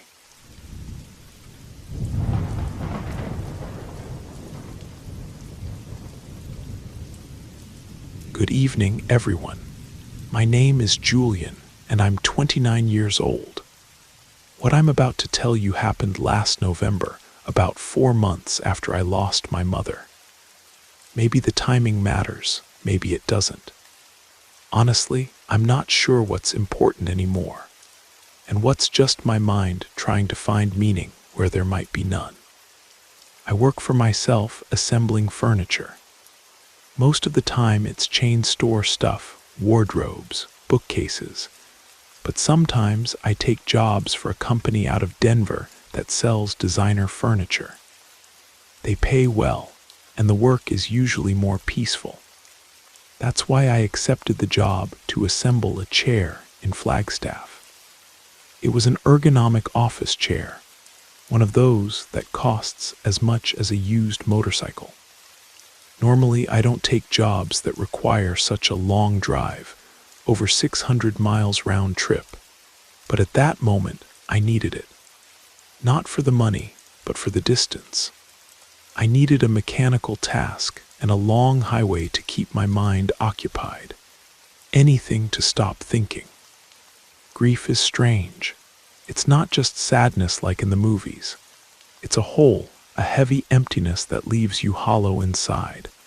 And there's the guilt. My mother was sick for a long time, almost 2 years. Toward the end, she was different. Irritable, bitter, and her gaze was a constant look of reproach, as if everything I did was wrong, insufficient. I know it was the pain talking, the illness, but separating those things is difficult. When she passed, along with the pain of loss, I felt relief. Terrible, shameful relief. That guilt was consuming me. So driving for hours, concentrating on screws and manuals, was my only therapy. I climbed through the mountains of northern Arizona in the late afternoon. The weather changed suddenly, as it always does there. The sun of the valley turned into a dense, cold fog that embraced the highway. The tall, dark pines passed like shadows in front of my windshield. I felt tiny, swallowed by the landscape. The feeling wasn't bad, it was exactly what I was looking for, to disappear. The address wasn't in a subdivision or on a busy street. It was a tall iron gate, half hidden by vegetation that seemed to grow without control. I pressed the intercom, and a woman's voice, dry and emotionless, ordered me to enter. The gate creaked and opened slowly, revealing the house. It was a mansion, one of those you only see in history book photos.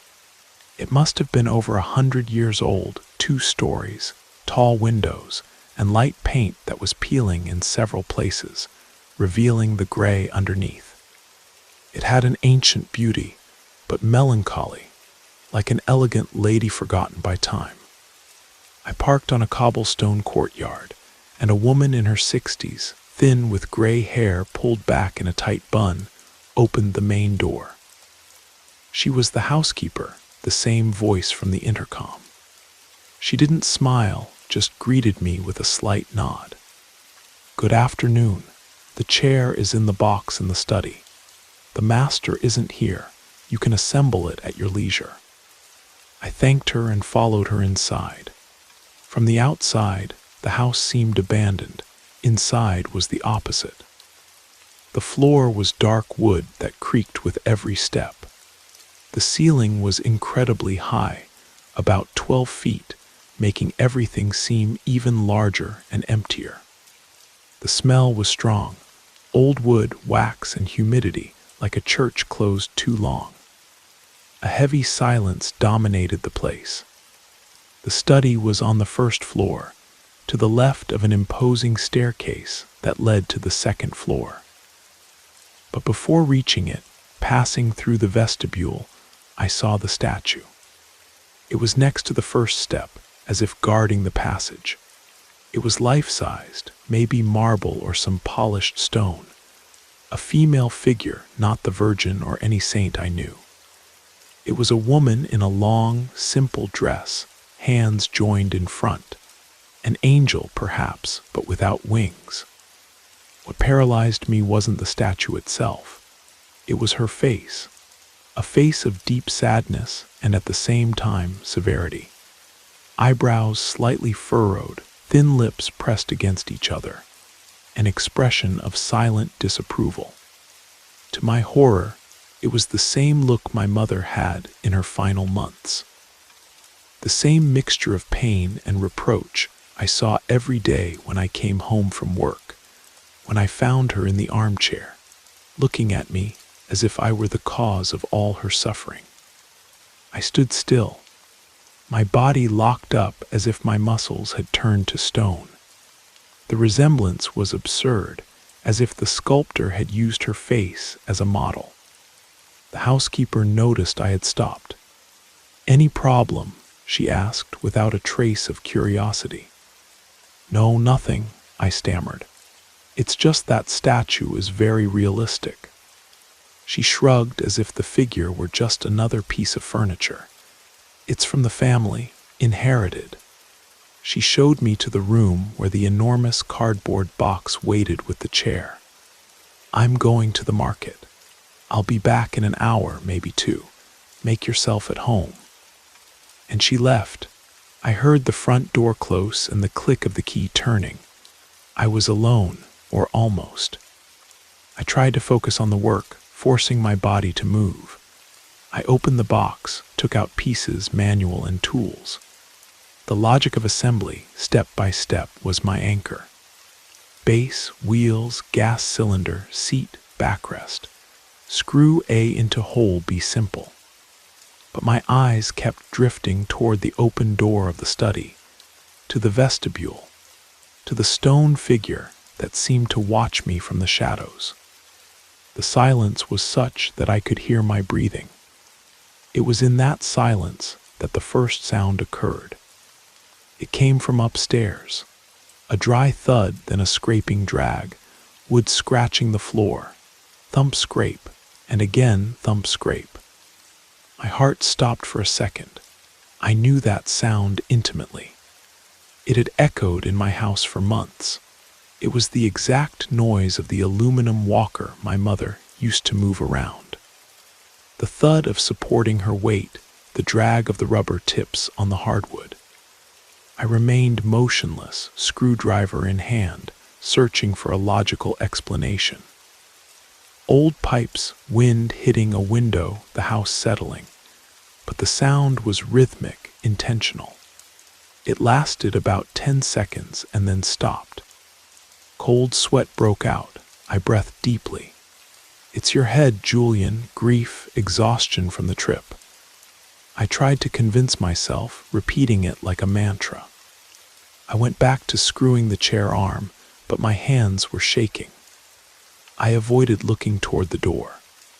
A few minutes passed, oppressive silence. I had already placed the backrest and was tightening the last screws when, out of the corner of my eye, I saw it.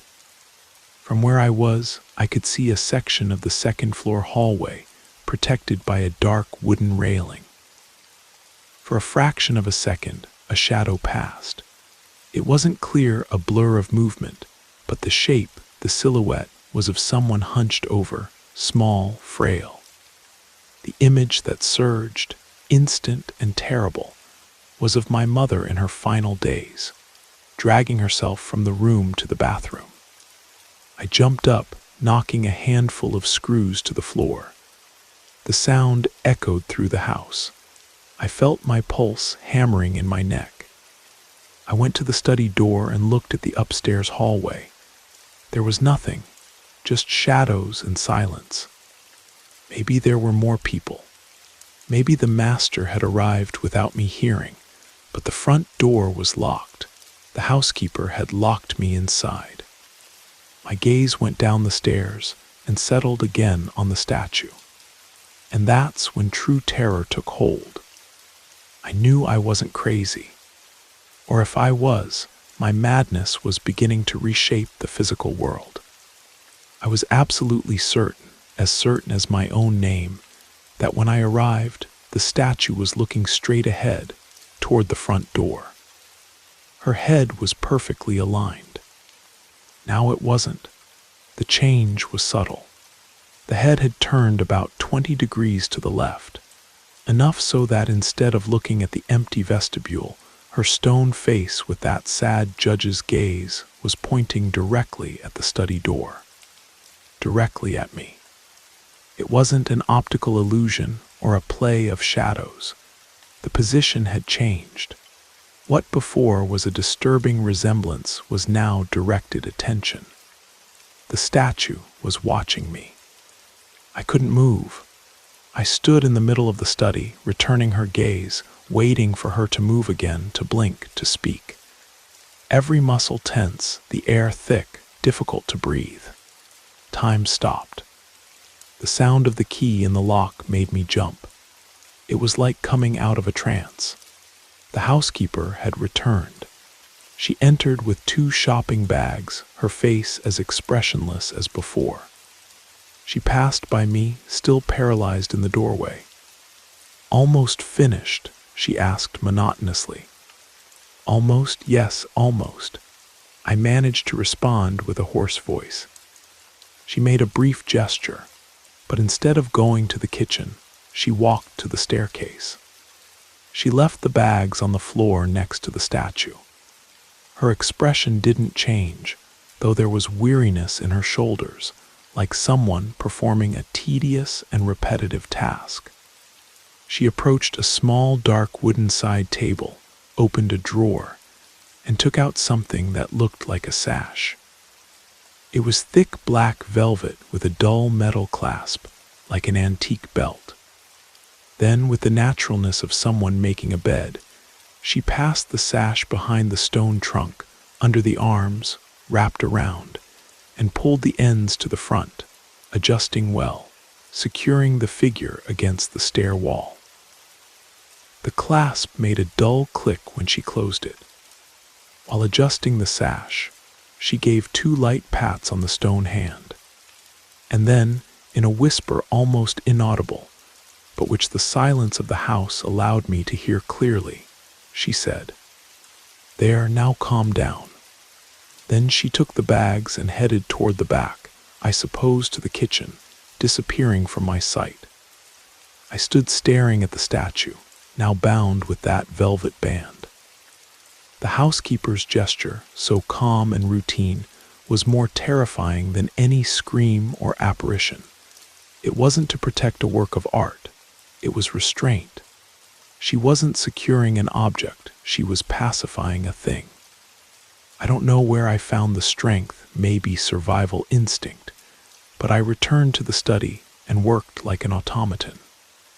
I tightened the screws with unnecessary force, fit the last pieces without looking at the manual. In less than 5 minutes, the chair was ready. I just wanted to get out. I shouted that I had finished. The housekeeper returned, drying her hands on a kitchen towel. She looked at the chair, nodded, went to a dresser, took an envelope, and gave me the payment. All in silence. I didn't ask questions. She didn't offer explanations. I took my toolbox and left, practically running. I didn't look back. I got in the car, started the engine, and drove away from that mansion, letting the Arizona fog devour it. To this day, I don't know what happened in that house. I cling to logic.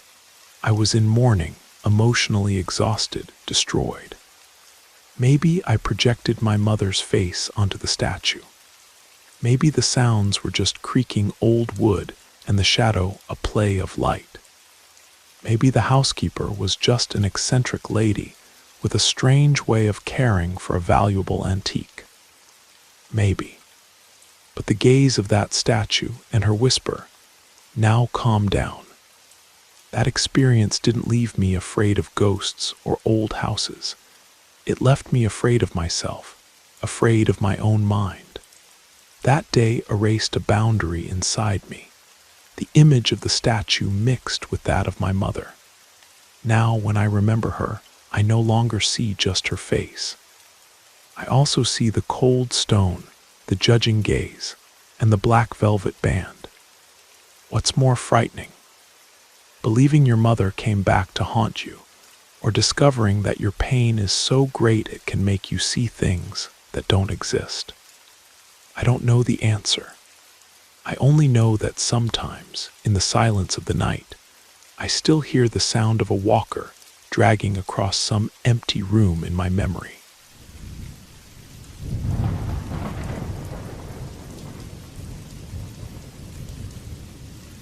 Good evening. My name is Luna. I'm 21 years old, and if everything goes well, I'll graduate with a degree in Hispanic literature at the end of next year. I say if everything goes well because, for some time now, certainty has become a luxury I can no longer afford. What I'm about to tell you began to take shape last year, but the root of it all, the seed, was planted much earlier. The day I was born. In my family, there's a secret that has no name but does have presence. We don't talk about it, but we feel its weight in the long pauses during dinner, in the quick glances my mom and my aunts exchange, in the way everyone changes the subject when a child says they saw an imaginary friend in the empty room. In my family, some people simply see things, and I'm one of them. Today I live in a bigger city in southern Texas for university. I lead an anonymous life, and I like that. But I grew up on a small ranch, a place surrounded by live oaks so tall they scratched the sky. My childhood was mostly happy, but there was always that background noise. They were tiny things, a shadow crossing the edge of my vision, a face in the church crowd that seemed out of focus, blurry like an unfocused photo, a voice calling my name when no one was nearby. I learned the rule very early. Don't comment, pretend I didn't see and didn't hear. It was easier, but that self-imposed loneliness was a heavy burden for a girl. At least it was until my grandfather died. I called him Papa, using the word he taught me from the little Polish he barely spoke. He was my best friend, a quiet man with hands weathered by the fields and a constant smell of earth and tobacco.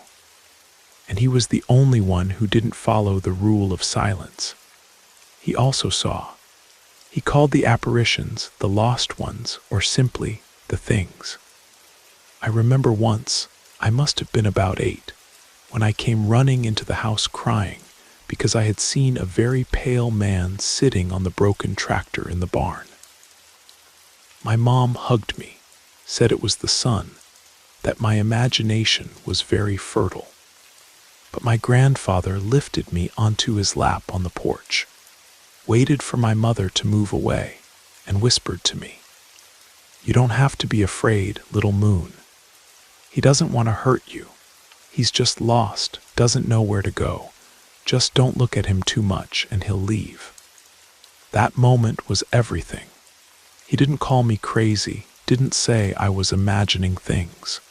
He gave me a tool, a way to deal with it. He was my safe harbor. When he died of a heart attack 3 years ago, the world went silent. A deafening silence that left me adrift in the middle of my own storms. My family's rule of silence became a wall of ice around me. The worst part of my gift or curse, or whatever it is, always manifested near mirrors. And the clearest memory, the trauma that defined my fear, happened when I was 6 years old. Power outages were common on the ranch. We had a survival kit, candles and matches in every drawer. On one of those nights, total darkness outside, rain pounding the tin roof, I woke up needing to go to the bathroom. I didn't want to call anyone. I took a candle in the kitchen, lit it, and walked slowly down the wooden hallway. The bathroom in the house was large and had an enormous antique mirror with dark spots on the edges, as if the silver were sick. My cousin and I had a silly game. We'd make the ugliest faces in front of the mirror, and whoever held out the longest would see their true soul. Kid nonsense. Alone that night, illuminated only by the trembling flame, I decided to play. I made a face, then another, then I stayed serious, looking at my own frightened face in the shadows. But my reflection continued. It smiled, a wide, wrong smile that wasn't mine. Then it blinked slowly with one eye. My blood froze. I remained paralyzed. The hand holding the candle began to tremble. The flame danced, projecting crazy shadows on the wall. It was in the shadow, in the reflection of the doorframe 6 feet behind me, where I saw it. It was a tall figure, very tall, so much that its head almost touched the lintel. Dark, a blur with human contours but no details. I could only make out a mass of long, black hair falling to the sides. Startled, I turned around. There was nothing.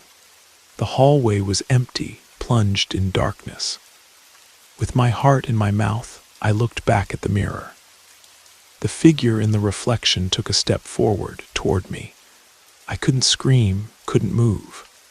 I felt the air turn icy, a cold that didn't come from the rain. The figure stopped right behind my reflection, and I felt it. Not in the mirror, but in me. I felt a physical presence at my back. I felt its weight in the atmosphere. Something, maybe the tip of a chin or a scraggly beard, touched the crown of my head, and I heard, or rather perceived more than heard, a low, guttural sound, like someone sniffing fear.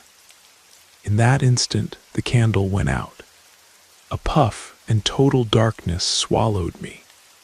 The scream I let out tore through the silence of the house.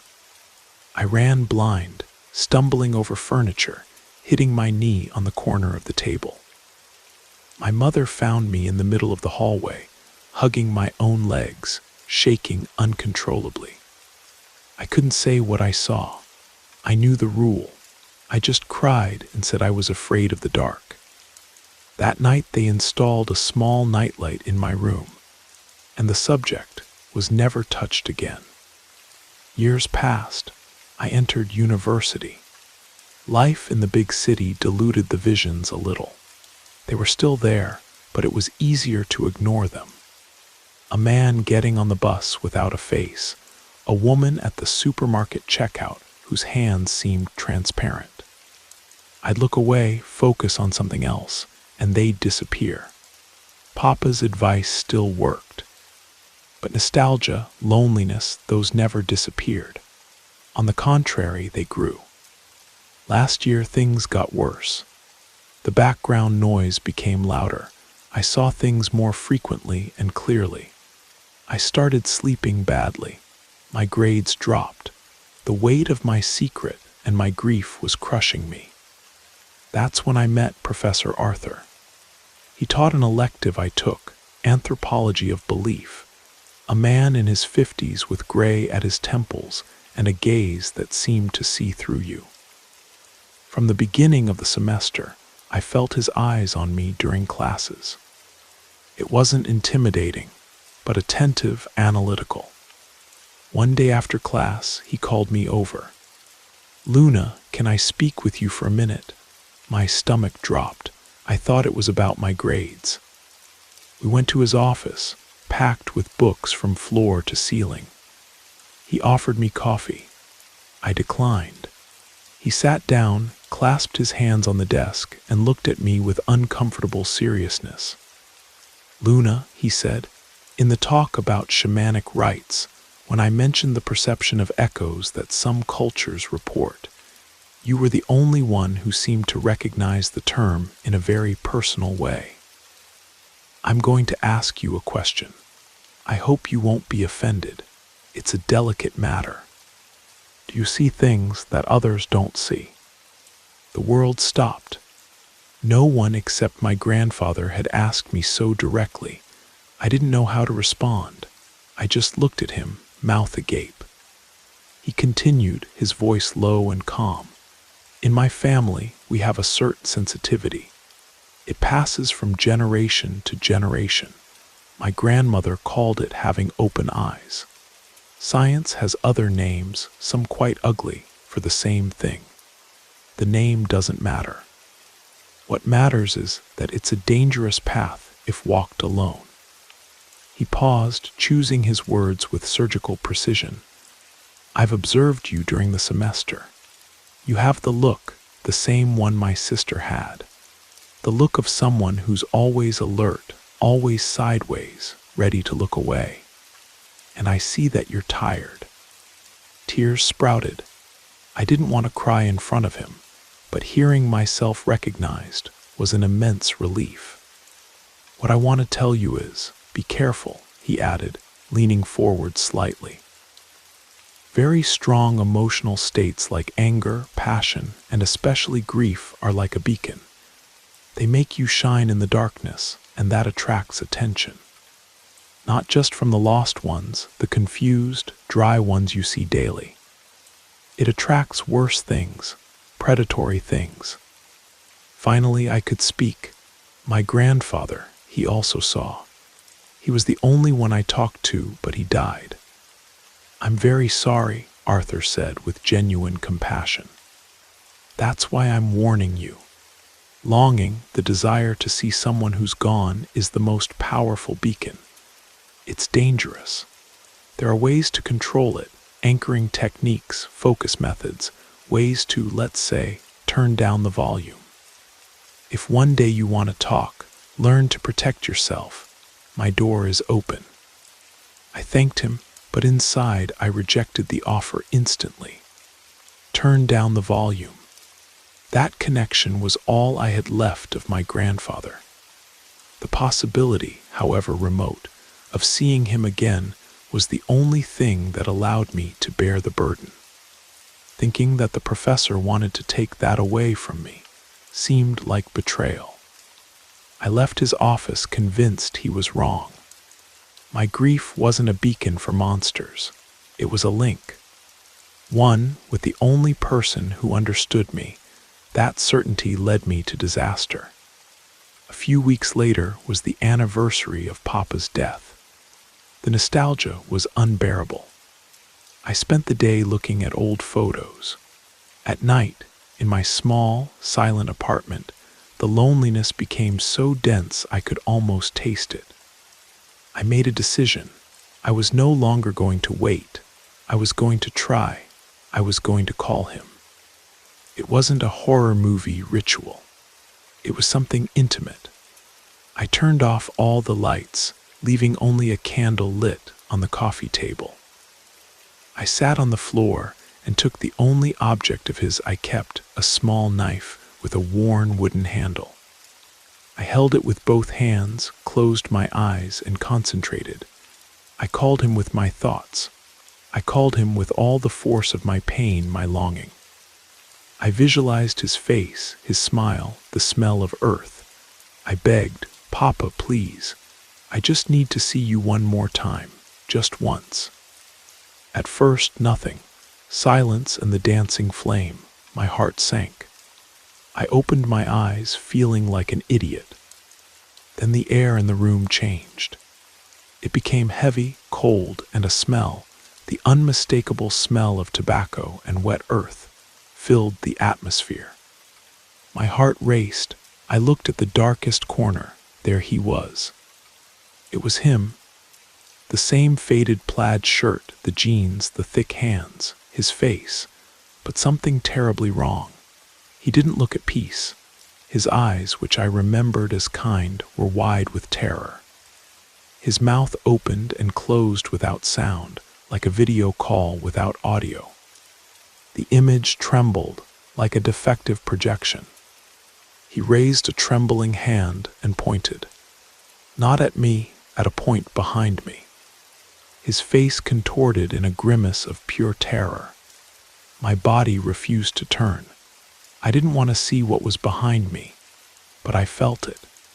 The same sickly cold from my childhood, the same presence that sucked the air. With the last remnant of courage, I looked over my shoulder. In the doorway stood the figure from the mirror, tall, with long, dark hair. But now it wasn't a blur. I could distinguish more details. It had no face, just a pale, smooth surface like the back of a spoon. And it smiled. There was no mouth, but I knew it smiled. A smile made of pure malice. It had responded to my call. My grief, my desperation, hadn't brought my grandfather. They had attracted that thing. And my grandfather, his image gave a final spasm of terror. He wasn't there to comfort me. He was the alarm, the desperate warning. The image dissolved in a crackle like an old television losing signal. And at the same second, the candle on the table didn't go out. It exploded, splattering hot wax on my hand. I was left in absolute darkness, alone with that thing. I don't remember how I got out. My body acted on instinct. I know I ran to the hallway, downstairs, out to the street, and didn't stop until I reached a classmate's house 10 blocks away. I never had the courage to return to that apartment. My parents collected my things weeks later. That was last year. Today I live in another place. It didn't work. What I invited that night stuck to me. The background noise of the lost ones disappeared.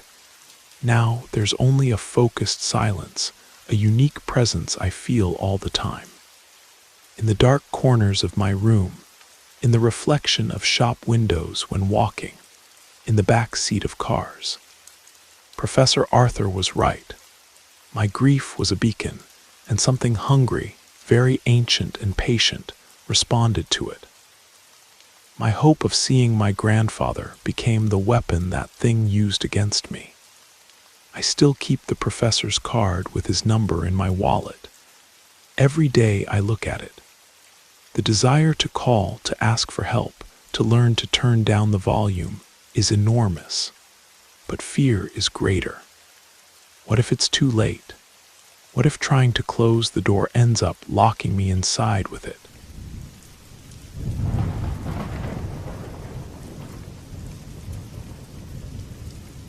Good evening.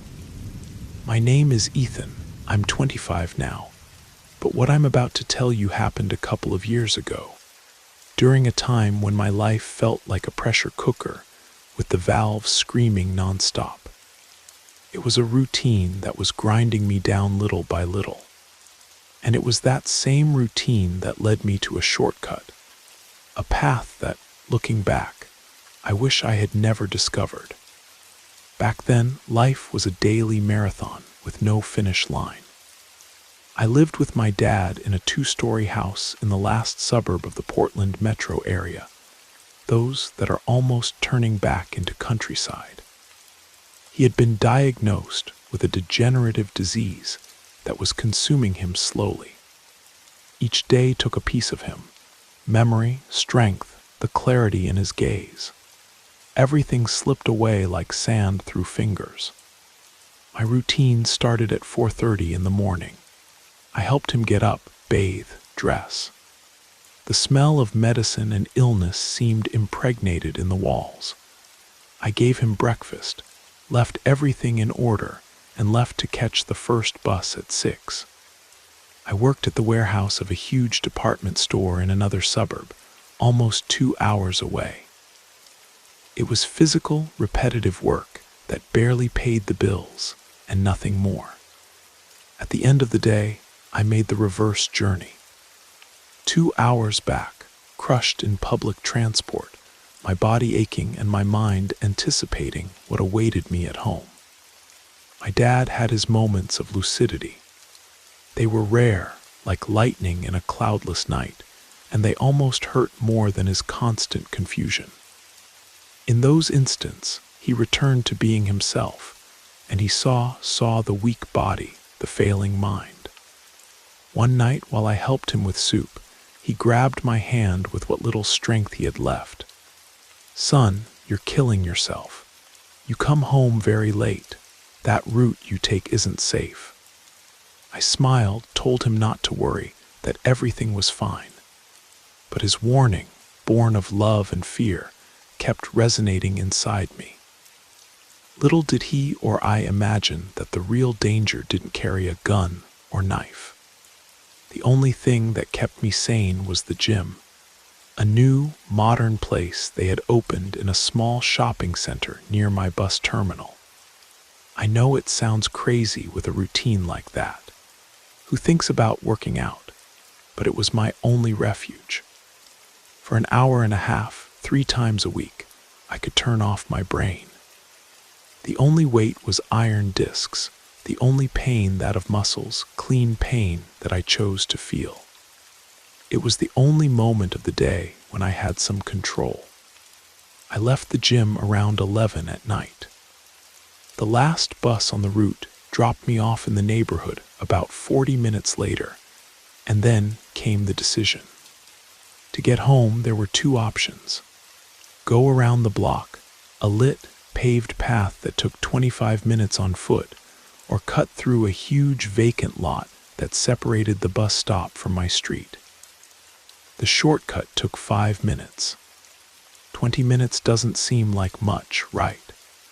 But when you've been on your feet for 18 hours, with your body and soul at the limit of exhaustion, 20 minutes is an eternity.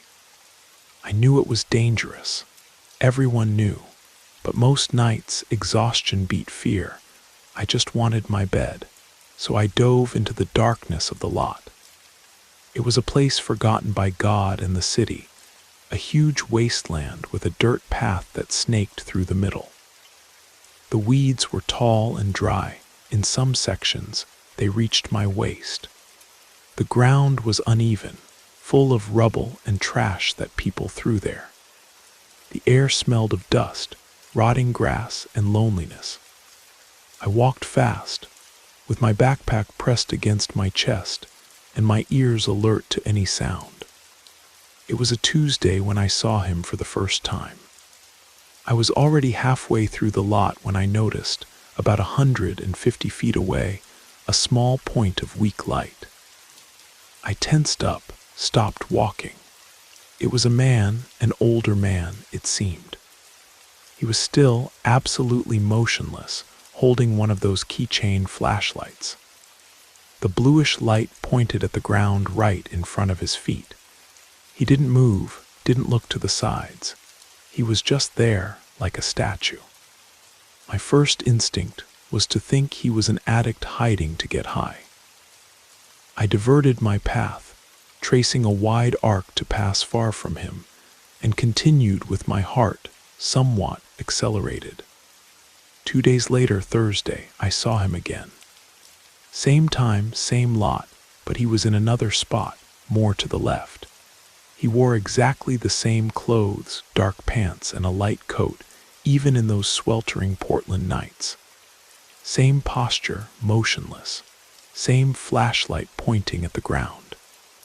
This time I stopped longer, observing from the shadows. He didn't seem to be looking for anything. He seemed to be watching or waiting. From then on, seeing him became part of the shortcut routine. I started calling him the Watcher in my mind. He was there almost every night, sometimes near the entrance, sometimes almost at the end of the path. Always with the same clothes, the same flashlight, the same stillness of a sentinel. The initial fear gave way to morbid curiosity. Who was this man? What was he doing there every blessed night, standing in the darkness? The answer, or its absence, that turned my curiosity into dread came on a Friday night. I got off the bus along with a couple who were talking loudly. I felt relieved safety in numbers. We crossed the lot together in a silent agreement. I went 2 steps behind them. And there he was, the Watcher. This time very close to the path, no more than 30 feet from where we would pass. I prepared for the couple's reaction. They had to see him. Maybe they'd get scared, maybe they'd comment. I alternated my gaze between him and them, waiting. The couple passed less than 15 feet from the Watcher, and nothing happened. They kept talking, same tone, same rhythm. They didn't look to the side, didn't deviate an inch. It was as if that old man were a tree, a post, an invisible part of the landscape that simply didn't exist for them. My skin crawled completely. They hadn't seen him. I was absolutely sure. The Watcher remained motionless, and when the couple moved away, I, who had stayed behind, paralyzed, could see better what his flashlight was illuminating. It wasn't a hole. It wasn't a plant. It was a water bottle, a 16-ounce purified water bottle with a blue label. It was standing on the packed earth as if it had been placed with utmost care.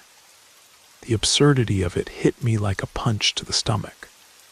What did it mean? An old man that no one else could see, standing in the darkness, illuminating a water bottle. My brain couldn't process it. I didn't ask questions. I didn't approach. I quickened my pace, almost running, and left the lot with the sensation of having witnessed something that didn't belong to this world. After that night, fear settled in completely. I started alternating, taking the long way whenever I could. But exhaustion is a treacherous enemy. On especially heavy nights, I gave in. I repeated to myself that it was all in my head, stress, fatigue. I was seeing ghosts. I returned to the shortcut. and almost always the watcher was there with his silent offering. The real terror, however, hadn't revealed itself yet. It waited for a moonless night, about 3 weeks later. I was crossing the lot, my heart tight as always, when I heard a noise in the weeds to my right. A quick rustling. I stopped dead, my body on maximum alert. I remembered my father's warning. Assault, that's what it was. I stayed still, trying to see any movement. And then I saw it. A head peeked over the grass about 60 feet away. It was low, at knee height. Almost at the same time, another head appeared on the left side of the path. I froze, waiting for the attack. My mind screamed, "Run," but my legs wouldn't obey. The figure on the right moved, crossed the path running toward the left side, and disappeared into the grass. But the movement wasn't human. It was low, fast, on all fours. The left figure did the same, crossing to the right side. I thought they were stray dogs, but something about the speed, the way they moved, didn't fit. Too agile, too silent. One of them crossed the path again, this time slower, closer to me. And the little light from the cloudy sky allowed me to see what I saw broke something inside me, shattering my notion of reality. It had the body of a baby. Not similar to a baby, it was the body of a baby. Small, with short, chubby arms and legs, a protruding little belly. It was naked and moved on all fours like an animal, with terrifying, unnatural speed. The head turned toward me, but at that distance I couldn't see the face. Maybe it was better that way. My brain shut down. It's the only way to describe it. It was an overload of impossible information. The vision made no sense. Logic crumbled. My body began to shake violently, but I remained trapped in the same place. The only sound was my rapid, shallow breathing. I don't know how long I spent there paralyzed. A minute, 5. When my muscles finally obeyed me, I started backing away slowly, without taking my eyes off the spot where the creature had disappeared. Every step backward was a victory. My whole body screamed at me to turn and run, but the terror of feeling one of those little hands on my ankle was greater. When I reached the edge of the lot, backing toward the safety of the lit street, I saw one last thing. On the other side of the lot, near where I had seen the watcher so many times, his small blue light turned on. I pulled out my phone from my pocket. My hands were shaking so much I could barely activate the camera. I tried to film, to zoom, anything that would prove I wasn't crazy. But the image came out black, grainy, useless. I turned and ran. I ran like never before in my life. I spent months without stepping foot in that place, not even during the day. I took the long way every night, no matter how tired I was. The image of that thing crawling across the path was burned into my eyelids. I dreamed about it, woke up sweating with the sound of grass crunching in my ears. But life has a cruel way of pushing you back toward your worst fears. My dad got much worse. I needed to buy more expensive medicines, pay for private consultations. Money became scarce. I had to work overtime. The exhaustion that was extreme before became inhuman. And the choice between the 25 minutes of the safe path and the 5 of the shortcut began to weigh again. One night of fine drizzle, after a particularly hellish day, I gave in. I was so exhausted I could barely think. "I'll be quick," I told myself. "Today there won't be anything there." I was wrong. As soon as I entered the lot, the sensation was different. The air was heavier, the silence deeper. I hadn't reached the middle when I saw them. There were more of them, 4, maybe 5. The small, fast bulks moved in the periphery of my vision, surrounding me. The rustling of the wet weeds came from all sides, and they were closer, bolder. One stopped in the middle of the path about 30 feet away. It stood up a little, supporting itself on its hind legs, and I saw the face. It had no features. It was smooth, white like an unpainted porcelain mask. I froze. This time I knew I couldn't escape. They had closed the circle. It was the end. I closed my eyes, waiting for whatever was going to happen. And then a weak light turned on to my left. I opened my eyes. It was the Watcher, standing about 100 feet away at his silent post. The creatures seemed to hesitate. Their movement stopped. All the attention of the place, mine, theirs, focused on the old man. But this time he didn't remain motionless. He moved slowly. He turned and looked at me directly. Our eyes met through the darkness and drizzle. In his face, I didn't see anger or threat. I saw infinite sadness, a resignation that seemed to have centuries. Then he bent down slowly, almost ceremonially, took a water bottle identical to all the others from his coat pocket, and placed it carefully on the ground in front of him. The offering. Then he straightened up, gave me one last look I'll never forget, and simply turned off the flashlight. The light went out, and he disappeared with it. In that instant, the creature's attention turned toward the bottle. They moved fast and silent toward the offering. It was my chance. The corridor the Watcher had opened for me. I didn't think about it. I ran. I ran with mud splashing my legs, my lungs burning, fear giving me strength I didn't know I had. I only stopped when I reached the front door of my house, gasping, soaked, and trembling from head to toe. Never again, I swore that night, and I've kept my word. I never set foot in that place again. Today life is different. My dad passed away almost a year ago. The pain continues, but the crushing routine ended. I have another job, live in another neighborhood. However, the memory of that lot doesn't leave me. I think about the Watcher, about his sadness and the water offering.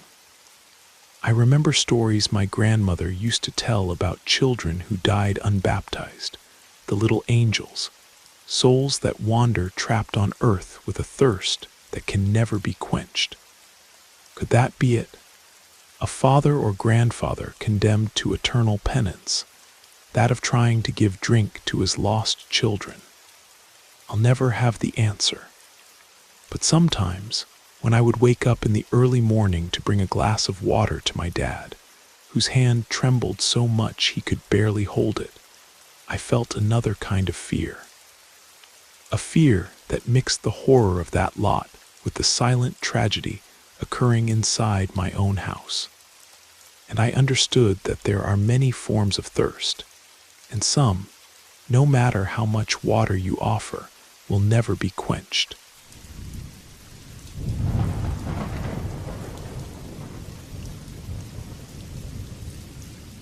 Good evening, everyone. My name is Leo, and I need to tell you about something that happened to me about 3 years ago in Arizona. I'm not sharing this to scare anyone or to get attention. I'm telling it because I need someone else to know, so this story doesn't just live inside my head and Sebastian's anymore. Sometimes I think if I don't get it out, it'll consume me in a way there's no coming back from. Back then, my life was a blur. I was in my early 20s and had landed an internship at an advertising agency in Phoenix. Sounds good, right? That's what I thought too, until I actually started. The truth is, I was living in a smaller, cheaper town about an hour and a half outside the city, and my day began before 5 in the morning. It was 2 hours of public transport to get there, and if I was lucky, 2 to get back. In practice, it was almost always 3. I left home in darkness and returned in darkness. The sun was just something I saw through the office window, a distant luxury. The job was tedious. I spent my days doing the kind of tasks nobody else wanted to do, formatting presentations, searching for stock photos, transcribing meeting recordings. I earned almost nothing, barely enough to cover my expenses and rent for the tiny room where I lived. Every day I promised myself this was temporary, that it was a stepping stone. But each day that passed, the steps seemed lower and the staircase longer. The exhaustion was physical, a thick layer covering my body and mind. This story happened on a Thursday. I remember it well because it was campaign deadline day, and as always, everything turned into chaos. What was supposed to end at 6 in the evening stretched until 9, then 10 at night. I could only leave the agency when the clock passed 11. My body ached, my head throbbed from the artificial office lighting. All I wanted was my bed. The walk to the bus terminal was desolate. Downtown Phoenix, so vibrant during the day, transforms into a concrete desert at night.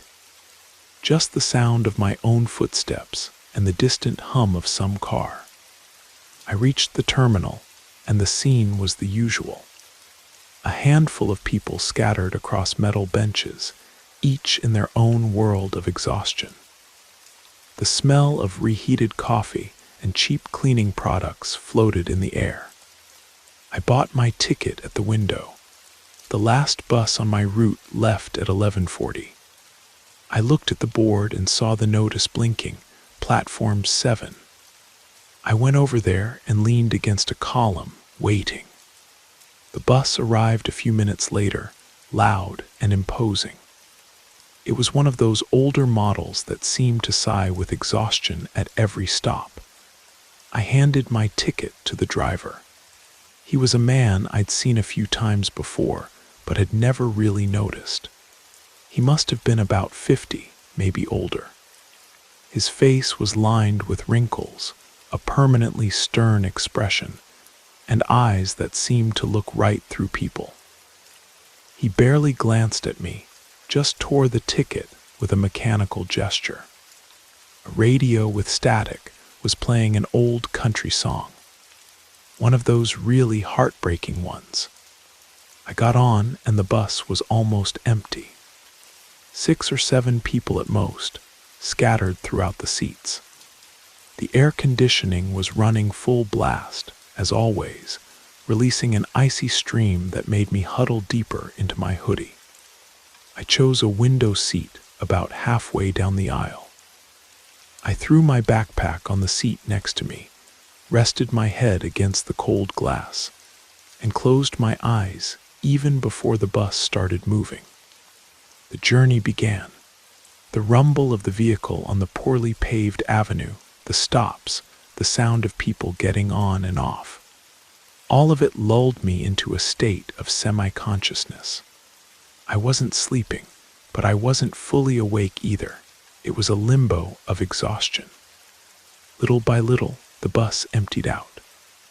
The couple dozing in the back and the man in the cowboy hat got off at one of the last stops still within the city.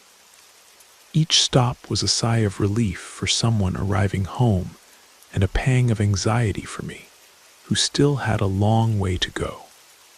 After about 40 minutes, we left the urban perimeter and took the highway.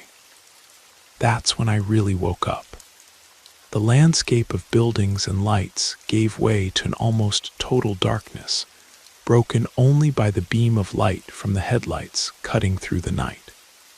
The asphalt was bad, and the bus shook. The driver's music continued loud, a melancholic soundtrack for that journey. I was trying to get comfortable in my seat, looking for a less uncomfortable position, when I noticed him. In the row of seats on the other side of the aisle, a little further ahead, there was a child. The first thing I thought was, where did he come from? I didn't remember any child getting on at the terminal, and we hadn't made any stops in the last 20 minutes since entering the highway. My mind, slow from exhaustion, tried to find logic. He must have been asleep in his seat, and I didn't see him. Or maybe he was with his mom or dad somewhere else. I looked around. The bus was now completely empty except for me and the driver. No one seemed to be responsible for the child. He was sitting very still, hands in his lap, staring fixedly out the window into the darkness outside. He must have been about 8, maybe 9 years old. He was wearing worn jeans and a jacket too thin for the cold inside the bus. His shoes were worn down, with the toe starting to come apart. There was something strange about his stillness. Kids that age don't stay so quiet. They move around, look everywhere, get bored. He didn't. He seemed like a statue. A wave of concern washed over me. A child alone at this hour on a highway bus. I began creating scenarios in my head. Had he run away from home? Had he gotten separated from his parents? The idea that he might be in danger really bothered me. The exhaustion gave way to a state of alertness. I decided I had to do something. I couldn't just ignore him. I got up and walked carefully down the aisle, holding onto the seats to keep from falling with the buses swaying. I sat in the seat across the aisle, parallel to his. I stayed there for a moment, trying to find the right words. "Hey there, buddy." My voice came out lower than I expected. "Everything okay over there?" The child didn't move. He continued with his gaze fixed on the window, as if I didn't exist. The sound of my voice seemed to be swallowed by the driver's music and the engine noise. I tried again, a little louder. "Hey, kid, are you with someone?" Silence. No reaction, not a blink, not a movement of his head. Nothing. I began to feel an uneasiness that wasn't just concern. It was a sensation of strangeness, that something was fundamentally wrong with this scene. His skin seemed too pale under the dim bus lighting, almost translucent. I thought about touching his shoulder to see if he'd react, but something stopped me. A strong hesitation, an instinct that told me not to do it. I returned to my seat with my heart beating a little faster. My mind was still trying to rationalize. Maybe he was deaf. Maybe he was in shock for some reason. Or maybe I was so tired I was imagining things. I decided to observe. I kept watching him, waiting for any sign of movement. Minutes passed and nothing. The bus continued its journey on the dark highway. The driver showed no sign of having noticed anything unusual. Life went on, but for me, time seemed to have frozen in that scene. The motionless child and the blackness outside. I was almost convincing myself that I should go talk to the driver. It was the right thing to do. He needed to know there was an apparently abandoned child in his vehicle. I was gathering courage, breathing deeply to get up, when the bus passed through a stretch with some streetlights, probably near some rural access road. The light came in and out, creating a strobe effect inside the bus. Light, darkness, light, darkness. In one of those flashes of light, I looked toward the child's seat. He was there. In the next instant of darkness, I felt the bus take a sharper turn on a curve.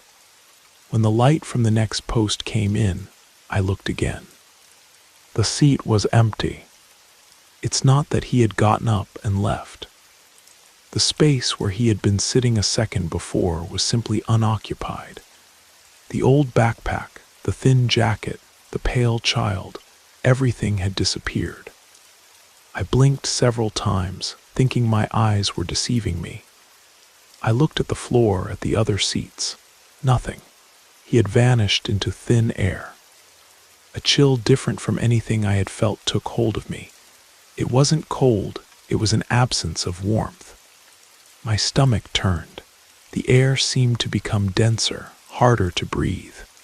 I wanted to scream, but the sound wouldn't come out. My throat was locked. All I could do was stare fixedly at the empty seat, trying to process the impossible. That's when I noticed the second most terrifying thing about that night: the silence. The country music coming from the driver's cabin had stopped. The radio static, the sound of the singer's voice, everything had disappeared. All you could hear now was the purr of the engine and the hum of the tires on the asphalt. And that silence was 1,000 times more deafening than the music. I looked up, still trembling, and focused on the large rearview mirror the driver used to observe the cabin. And there he was, Sebastian. His eyes were fixed on me through the mirror. The stern expression had disappeared, replaced by a mask of, I don't know how to say it, terror, resignation. His face was pale, bathed in the green light from the instrument panel. His knuckles were white from gripping the steering wheel so tightly. Our eyes met in the reflection. We didn't say anything, but in that instant I knew. I knew he had also seen it, or worse, that he knew what I had seen. That look was a silent confirmation that I wasn't crazy. Slowly, as if each movement required immense effort, he pulled the bus over to the shoulder. The highway was deserted. There was nothing around, just brush and darkness. The engine continued running, a constant vibration that seemed to make my whole body tremble. The silence inside the bus was heavy, oppressive. It was just Sebastian and me, awake in that nightmare. He took a while to speak. When he did, his voice was a hoarse whisper that barely reached me. You saw him, didn't you? I could only nod an almost imperceptible yes. The child, my voice failed. He was there and then. Sebastian interrupted me without taking his eyes off the road. He doesn't go anywhere. He never leaves. A new wave of terror ran through me. The way he said it, with tired certainty, as if he were talking about the weather. What do you mean, who is he? I asked in a thread of a voice. He breathed deeply, a heavy sound. I don't know who he is. Nobody knows. But he's been appearing for a few years now, not every night. Sometimes months go by without him showing up, but he always comes back. He turned his face slightly in my direction. His eyes seemed to carry the weight of hundreds of nights like that one. He always takes the bus more or less in the same stretch, and he gets off right here. My blood ran cold. I looked out the window. We were stopped on a tight curve. At the edge of the highway was a small ravine covered with brush. There was no house, no light, nothing. He just stops being, Sebastian completed, using the simplest and most terrifying words I've ever heard. Stops being, that was exactly it. He hadn't disappeared, he had ceased to exist. We stayed there in silence for another minute that seemed like an eternity. The driver then put the bus in gear and returned to the highway slowly. The rest of the trip was made in absolute silence. I couldn't take my eyes off the empty seat. At every curve, with every shadow the headlights created, I expected to see him again. When we reached my stop at the entrance to my town, I was the last passenger. I got off. I stopped next to the driver's cabin. He didn't look at me, just said, still in a low voice, "Take care, kid." "You too," I replied and went down the steps, feeling my legs weak. The bus left, and I stood there on the poorly lit sidewalk, watching its taillights fade until they disappeared into the darkness. I was never the same after that night. That exhaustion I felt, the frustration with life, all of it seemed small, insignificant next to what I had seen. I continued the internship for a few more months until I got something else. I kept making that commute, but I never again got on a highway bus at night without feeling a tightness in my chest. Sometimes I would run into Sebastian. He was still driving the same route. We never talked about it again, but we would look at each other. It was a quick look, an almost imperceptible nod of the head, a recognition. We both knew. We both carried the weight of the image of that child who gets on the bus, but never reaches his destination. To this day, when I take the highway and night falls, I catch myself looking at the empty seats and thinking about him. About the child who, for a few moments, exists, and then, in the darkness of any curve, simply stops being.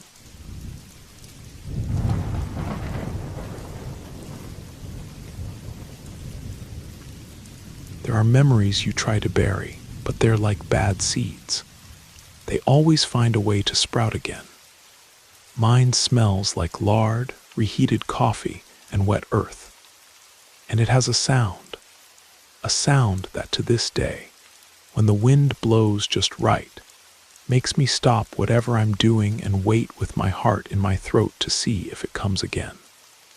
It all started about 5 years ago, just outside Tucson.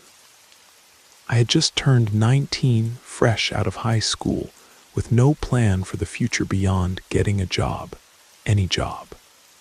My dad had suffered a work accident a few months before. A fall from scaffolding that left his right leg useless, and a pile of bills we didn't know how to pay. My mom cleaned houses, but it wasn't enough. The atmosphere at home was heavy, a silence charged with worry that we could barely break to say good morning. I spent weeks walking the streets, dropping off applications everywhere. I heard no more than my own name my entire life. When hope was running out, I saw an ad on a telephone pole, handwritten on notebook paper and protected with plastic. Night shift helper needed. Inquire at the establishment. The arrow pointed toward a place called La Curva Restaurant and Truck Stop, an old building that seemed forgotten by time, right on the margin of Highway 86. I knew the place by sight. When I was a kid, we'd pass by there on our rare vacation trips. It was a famous stop, always full of cars and 18-wheelers. Now the paint was faded, the neon sign only lit up La Cur and gave an impression of abandonment. But desperation doesn't choose where to knock. I went inside. That smell I mentioned hit me full force. A man with gray hair and sagging shoulders who was cleaning the stainless steel bar with visible discouragement looked up. It was Don Armando, the owner. I told him about the ad, and he looked me up and down. He didn't ask many questions. I think he saw in my face what he needed to see, that I wasn't going to complain about the salary, the schedule, or the work. The night shift is from 10 to 6 in the morning. It's mostly to watch the place, serve any trucker who shows up at dawn, and keep the kitchen clean. The motel barely gets any business, but if someone comes, you just hand them the key. $600 a week, paid every Saturday. You start tonight. I accepted instantly. The money was little, but it was our only lifeline. That first night, Don Armando showed me the basics. The kitchen was large, with old but functional equipment. The dining room was an emptiness of dark wood tables. The motel was an attached hallway with 12 doors. He handed me a bunch of keys, and before leaving, stopped at the back door, the one that led to the patio. Samuel. Yes, Don Armando. The back area, the old playground. Leave it alone. You don't need to go back there. The fence is down and it's dangerous at night." I looked over his shoulder. In the twilight, I could make out the silhouette of a metal swing set, a slide, and a small merry-go-round, all consumed by rust and tall weeds. A sad image. I nodded and he left, leaving me alone in that immense silence broken only by the hum of an old freezer. The other night employee was Ramiro, the cook. He arrived around 11 at night to get things ready for the next day. He was a man of about 50, few words, and a permanently tired look. The first few nights we barely exchanged words. I mopped the floor, he chopped vegetables. The only company was his scratchy radio, always tuned to some station playing old country songs. The routine was monotonous. After midnight, highway traffic died completely. I would sit on a bench near the bar, reading an old book I found in a drawer or just looking at the darkness outside, waiting for time to pass. It was on one of those nights, maybe in my second week of work, that the first strange thing happened. It was almost 3 in the morning. A windless night, hot and sultry. Ramiro had already left. I was taking the trash to the dumpster next to the back door. When I opened the door, I heard it, a rhythmic sound, low but clear. Creak, creak, creak, the sound of a rusty metal swing moving. I stopped where I was, trash bag in hand. My heart skipped a beat. I strained my eyes toward the playground. You couldn't see almost anything. The darkness was dense, but the sound continued methodical. It lasted about 10 seconds and stopped. I stood there quietly, waiting. A cricket sang somewhere. The hum of the freezer seemed louder now. I threw the trash in the dumpster with a bang that startled me and closed the back door with trembling hands. It's the wind, I thought, but there was no wind. The air was still heavy. I tried to convince myself it was some animal or just the metal creaking with the temperature change. Things my tired mind made up at dawn. I went back to the bar and tried to forget it. The next night I asked Ramiro, trying to sound casual. "Hey Ramiro, those playground things back there, why are they so abandoned?" He stopped sharpening his knife and looked at me for a moment. His gaze had a weight I couldn't explain. "They're old, nobody uses them anymore. The wood rotted, the metal rusted. It's dangerous." He said it in a way that ended the conversation. But I insisted. But they were for Don Armando's kids. He sighed, a long sigh of someone carrying the world on their shoulders. He only had one daughter. He went back to sharpening the knife at a slower rhythm. The sound of stone on steel was the only thing in the kitchen silence. Something happened many years ago, a tragedy. The little girl fell from one of the playground pieces. She didn't survive. After that, Armando's wife left. The place started to decline, and the playground stayed there like a grave. He never had the courage to have it removed. Immense sadness invaded me.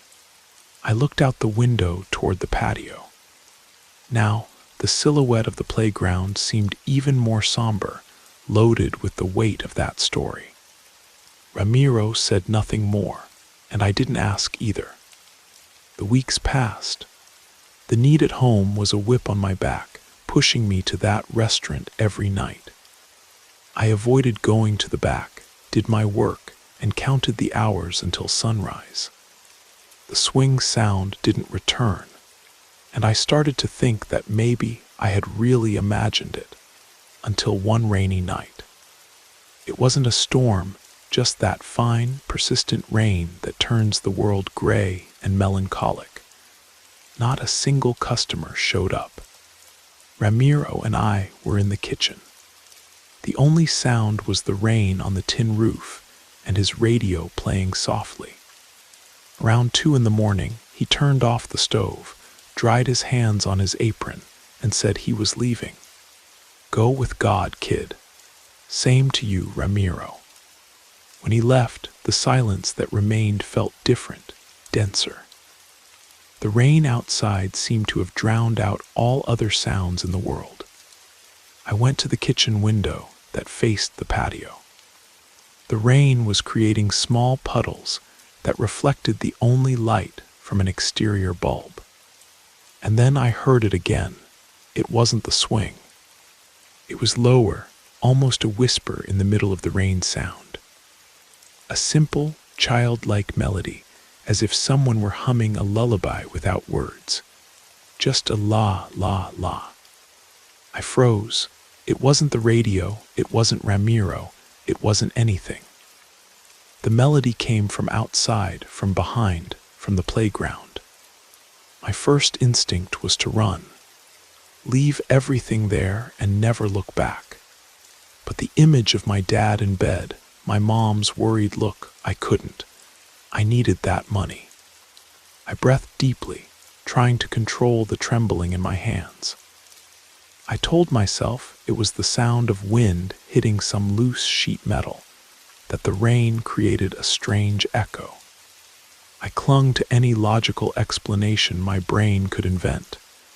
But fear, once it settles in, is like dampness in the wall. It spreads, staining everything. Every night after that was torture. Every creak of the wood, every sound from the highway, every shadow in the corner of my eye made me jump. I started working with constant anxiety, a knot in my throat that wouldn't come undone.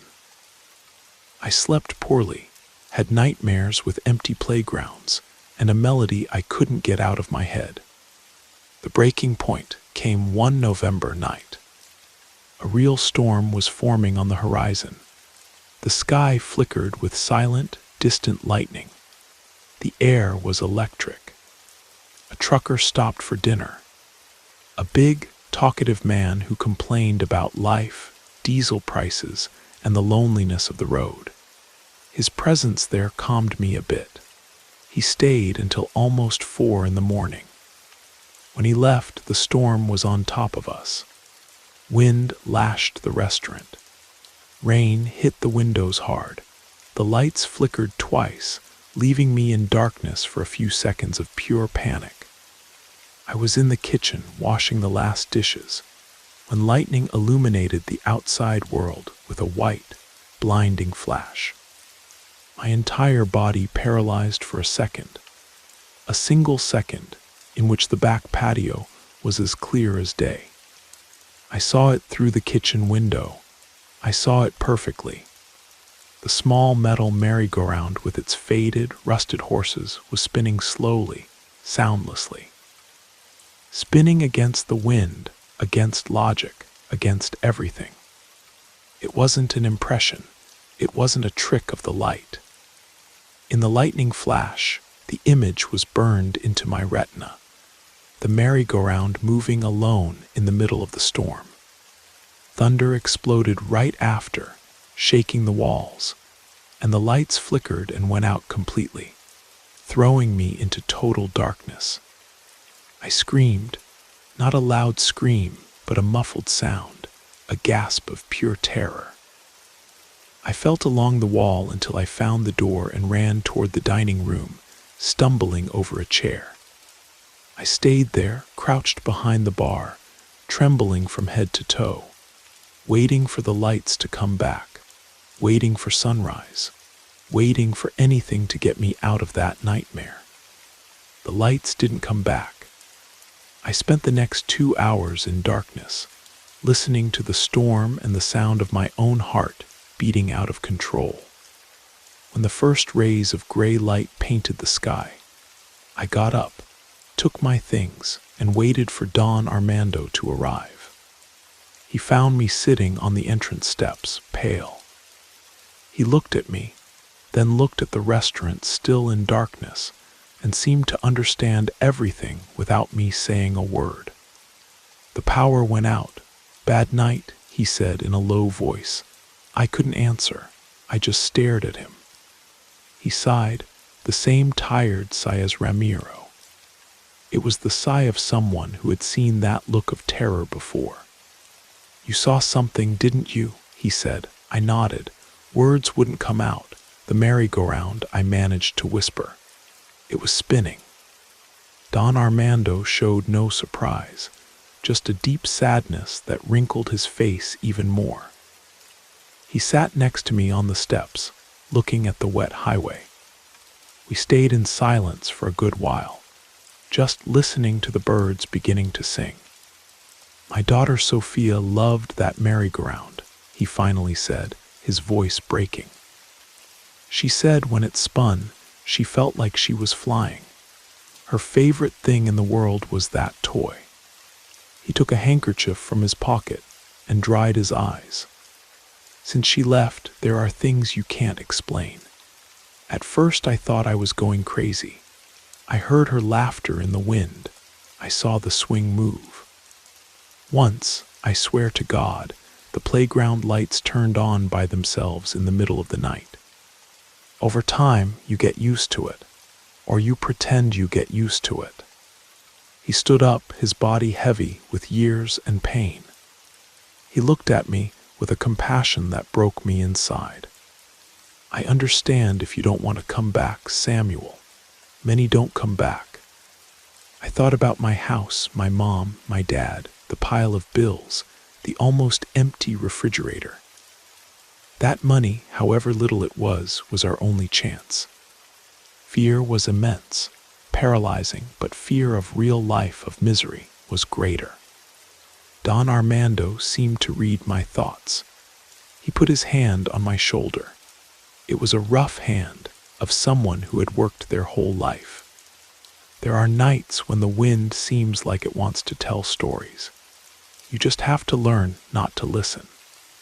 I returned that night and the next night, and for 6 more months. I never saw the merry-go-round spin again. But sometimes, on the quietest nights, I still heard it. The creak of the swing, the distant melody. And I did what Don Armando said. I learned not to listen. I worked in silence, with my heart tight, feeling the weight of that sadness that would never go away. The echo of a life that refused to leave that place. I was no longer just the night helper. I was one more ghost in that restaurant, haunted by a pain that wasn't even mine.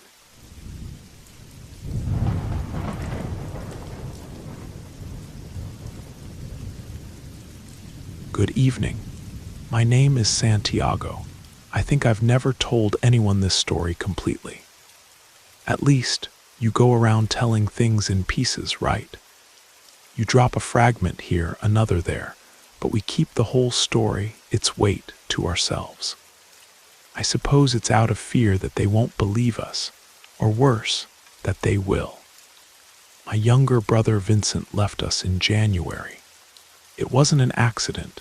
It wasn't one of those diseases that give warning. It was one of those things in life that arrive like a thief at midnight. Sudden cardiac death, the doctor said, 21 years old. He went to sleep and didn't wake up. Just like that. And suddenly, the world that seemed like a noisy place, full of life, went silent. The weeks that followed were a blur. My house, the 2-story house where I grew up and which had always been synonymous with parties and chaos, became a sanctuary of silence and pain. My mom Sandra moved through the rooms like a ghost, watering plants that were already dead and cleaning picture frames with Vincent's face. My dad Carlos, who had always been a rock, seemed to have turned to sand.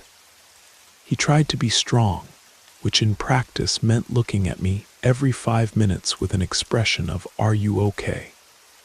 without ever actually asking. His care was heavy. It was a love that suffocated, a blanket of mourning that wouldn't let me breathe. Every bite I took at dinner was monitored. Every time I stayed quiet too long in my room, I heard his hesitant steps in the hallway. They had lost one son. The fear of losing me too, even if just to sadness, was palpable.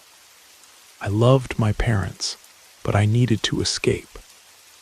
I needed a place where I could be silent without my silence being a concern. It was my dad who came up with the idea one Saturday night, about 3 weeks after everything. "Santiago, why don't you spend a few days at the cabin?"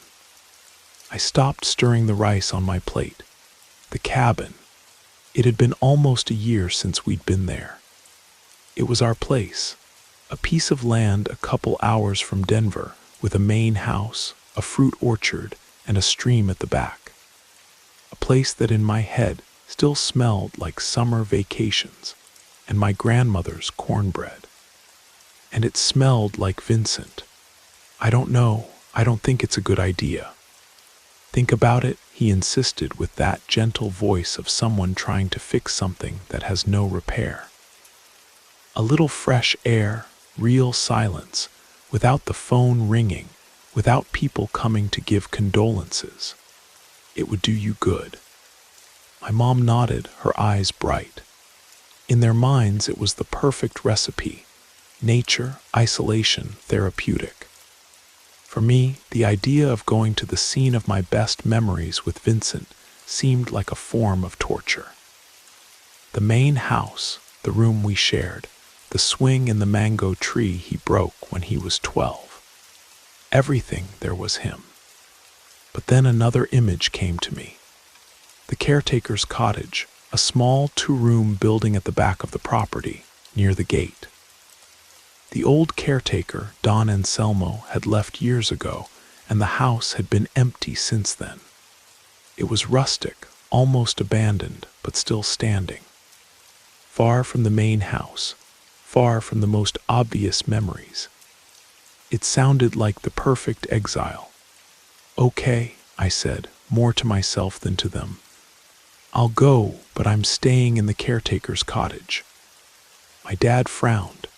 "Son, there's nothing there. The main house is much more comfortable." "I know.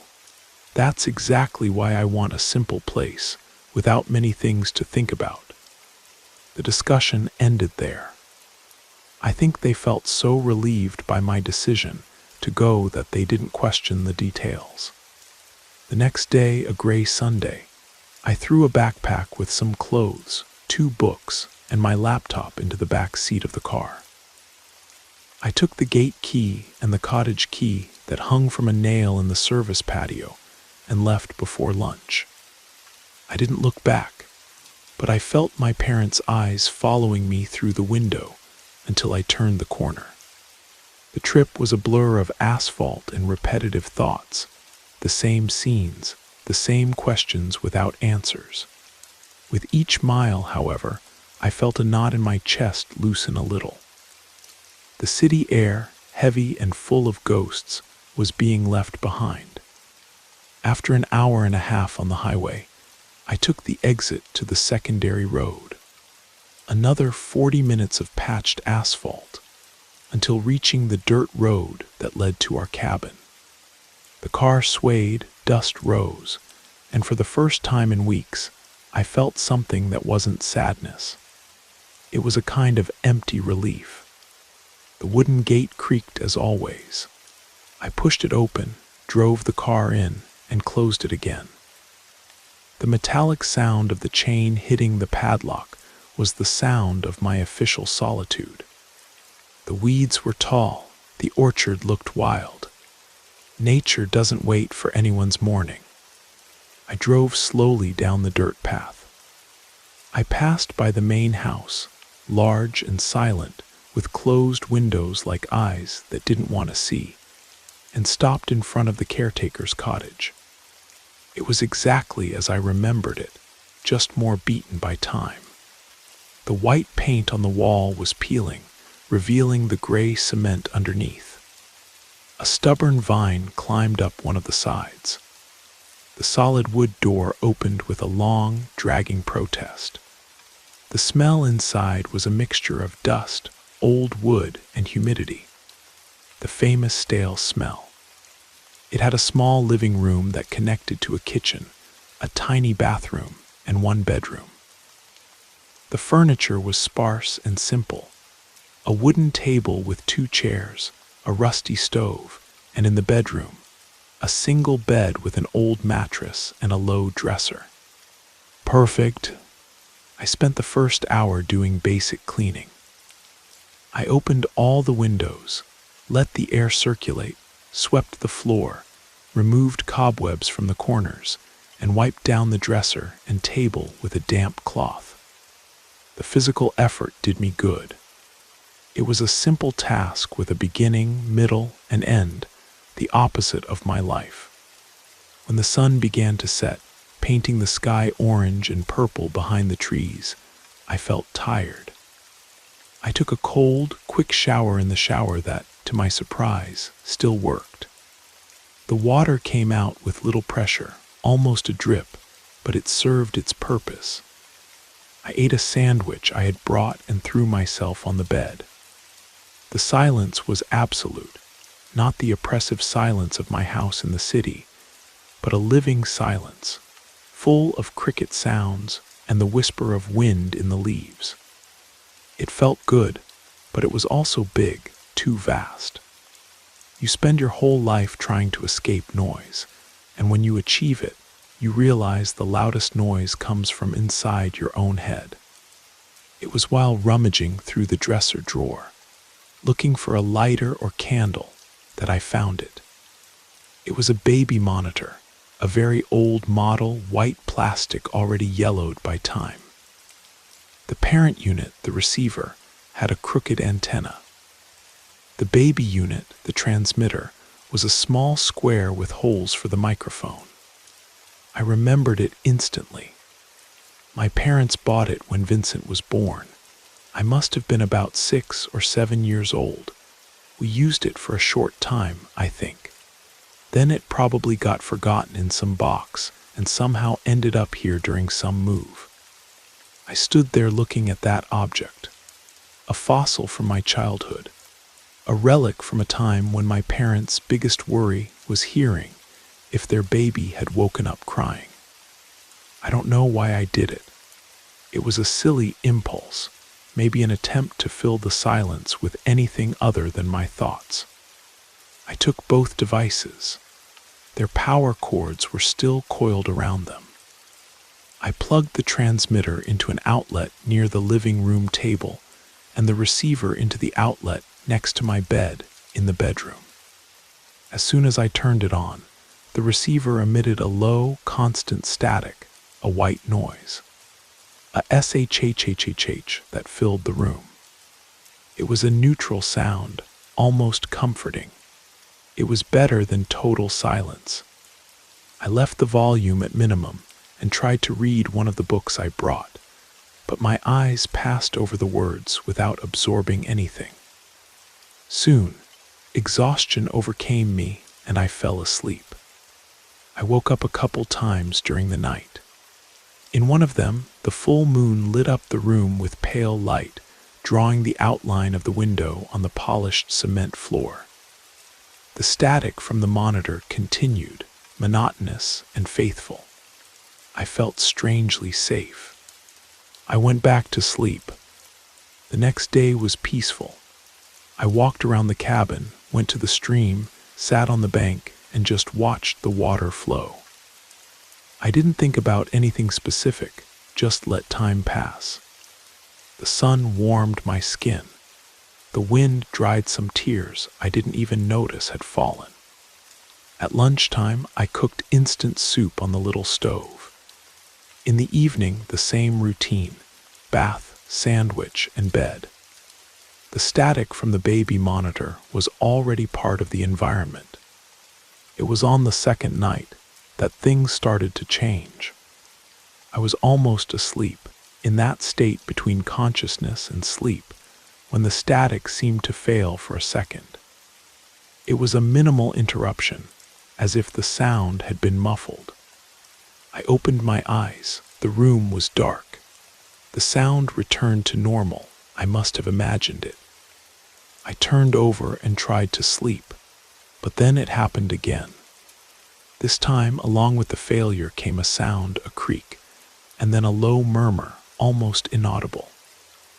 It sounded like a human voice, but distant, as if it came from very, very far away. It lasted 1 or 2 seconds and faded, swallowed by the static. I sat up in bed. My heart started beating a little faster. "What the hell is this?" I whispered to the darkness. The most logical explanation invaded my mind. Interference. It was an old, analog device. It was probably picking up a radio signal, a ham radio operator, anything. It made perfect sense. Still, the sensation was strange. I got up, went to the living room, and looked at the transmitter. The small red light was on. It was there, mute, just capturing the ambient sound of the empty room and sending it to my bedroom. I went back to bed, but sleep was gone. I stayed awake for a good while, waiting to hear it again, but I only got the usual static. In the morning, the sunlight dispelled the night's strangeness. It seemed like nonsense, radio interference. Big deal. I ignored it and continued with my day. But that night, apprehension returned. I lay in bed and found myself staring at the small device plugged into the wall. The receiver with its little green light on, the silent sentinel. It took longer this time. I was already relaxing, thinking it had been just a one-night thing. And then the static cut out again. Total silence for an instant, and the voice came, this time clearer. It wasn't a radio melody. It was a word, or what seemed to be a word. It sounded like a lament, no, or want, something like that. And then a sound that seemed like muffled crying, distant. I grabbed my cell phone. No signal, of course. That device was my only connection to any sound that wasn't nature, or my own breathing. And it was bringing me this. My rational mind fought to maintain control. It's a radio, a soap opera, who knows, someone with powerful equipment in the region. But why so fragmented? Why only at night? Curiosity, that sick curiosity that makes us look at an accident on the highway, prevented me from unplugging the device. I needed to understand. I needed one more proof to convince myself it was just interference. On the 4th night, I didn't try to sleep. I stayed sitting in bed, back against the wall, hugging my knees, eyes fixed on the baby monitor. The hours dragged, 10 at night, 11 midnight. The cricket sound outside seemed to have diminished, as if they too were waiting. It was almost 1 in the morning. The static didn't fail, it simply diminished, as if someone had turned down the volume on a radio so another person could speak. And in the space that opened, the voice came. It wasn't a lament, it wasn't a murmur. It was clear, close, as if the person were speaking directly into the transmitter microphone there in the next room. And it wasn't a radio voice. It was a child's voice, a little boy's voice. And he said, with a clarity that made every hair on my body stand up, 2 words, "Daddy's here." I went rigid. The air disappeared from my lungs. I didn't move. I didn't breathe. I stayed paralyzed, trying to process what I had heard. "Daddy's here? What daddy?" It was a child's voice, a small child's voice. I got up slowly, as if any sudden movement could break a spell. I tiptoed to the bedroom door and peeked toward the living room. Empty, the moonlight came through the window, drawing pale shapes on the dust-covered furniture. The transmitter was there on the table, its red light pulsing softly in the gloom. I went back to the room and, with a trembling hand, unplugged the receiver.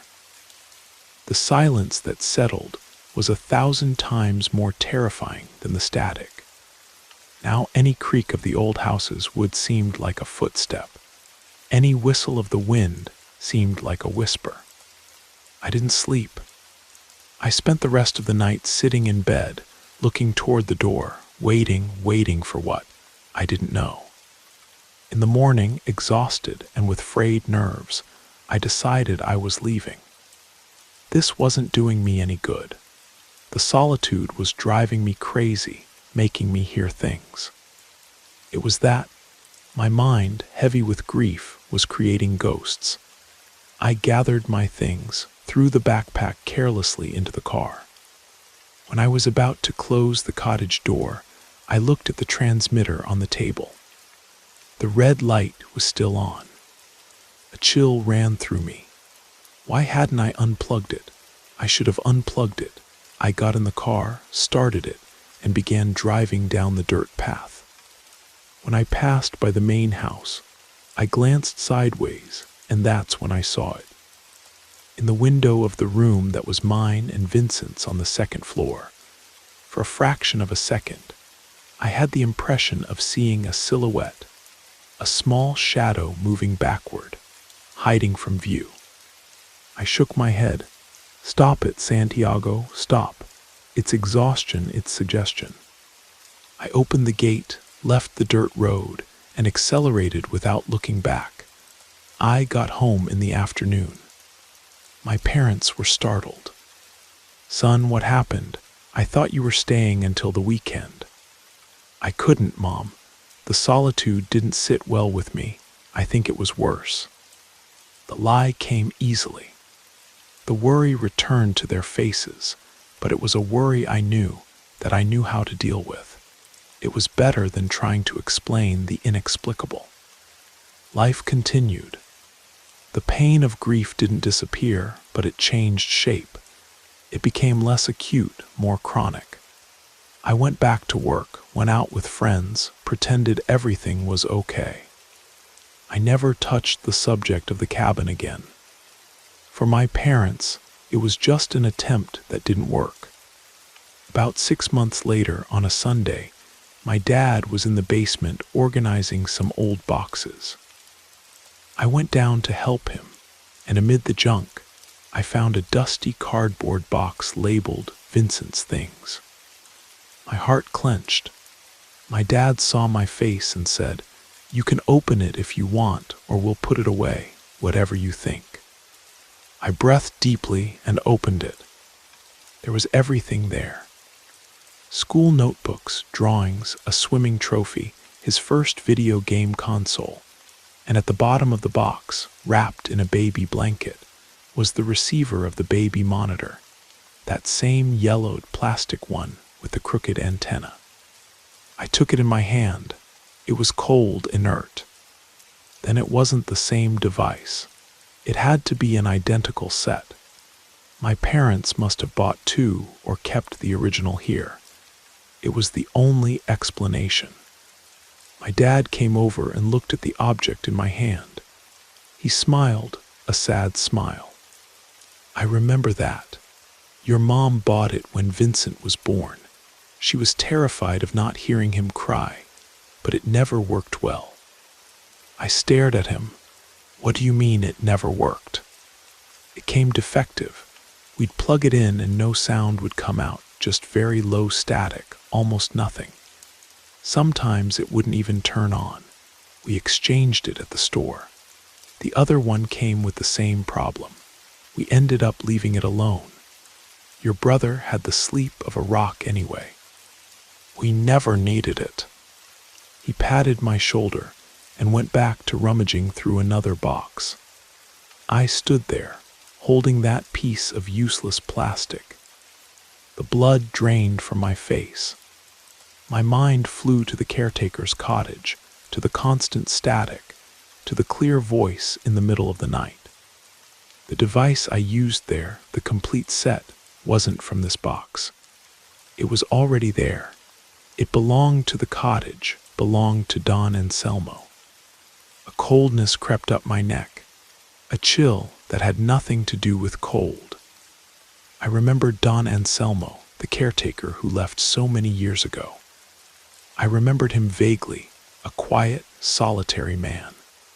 I remember hearing my parents comment long ago that he had left overnight. He had abandoned everything. Left behind tools, clothes, everything. They said he had gone a bit unbalanced after his wife left him and took their small child with her. Or maybe she didn't take him. The image of the silhouette in the main house window came back to my mind. Small, quick. To this day, when the silence of the night becomes too big, I have the impression of hearing low static coming from somewhere. And I find myself waiting, and praying not to hear anything else.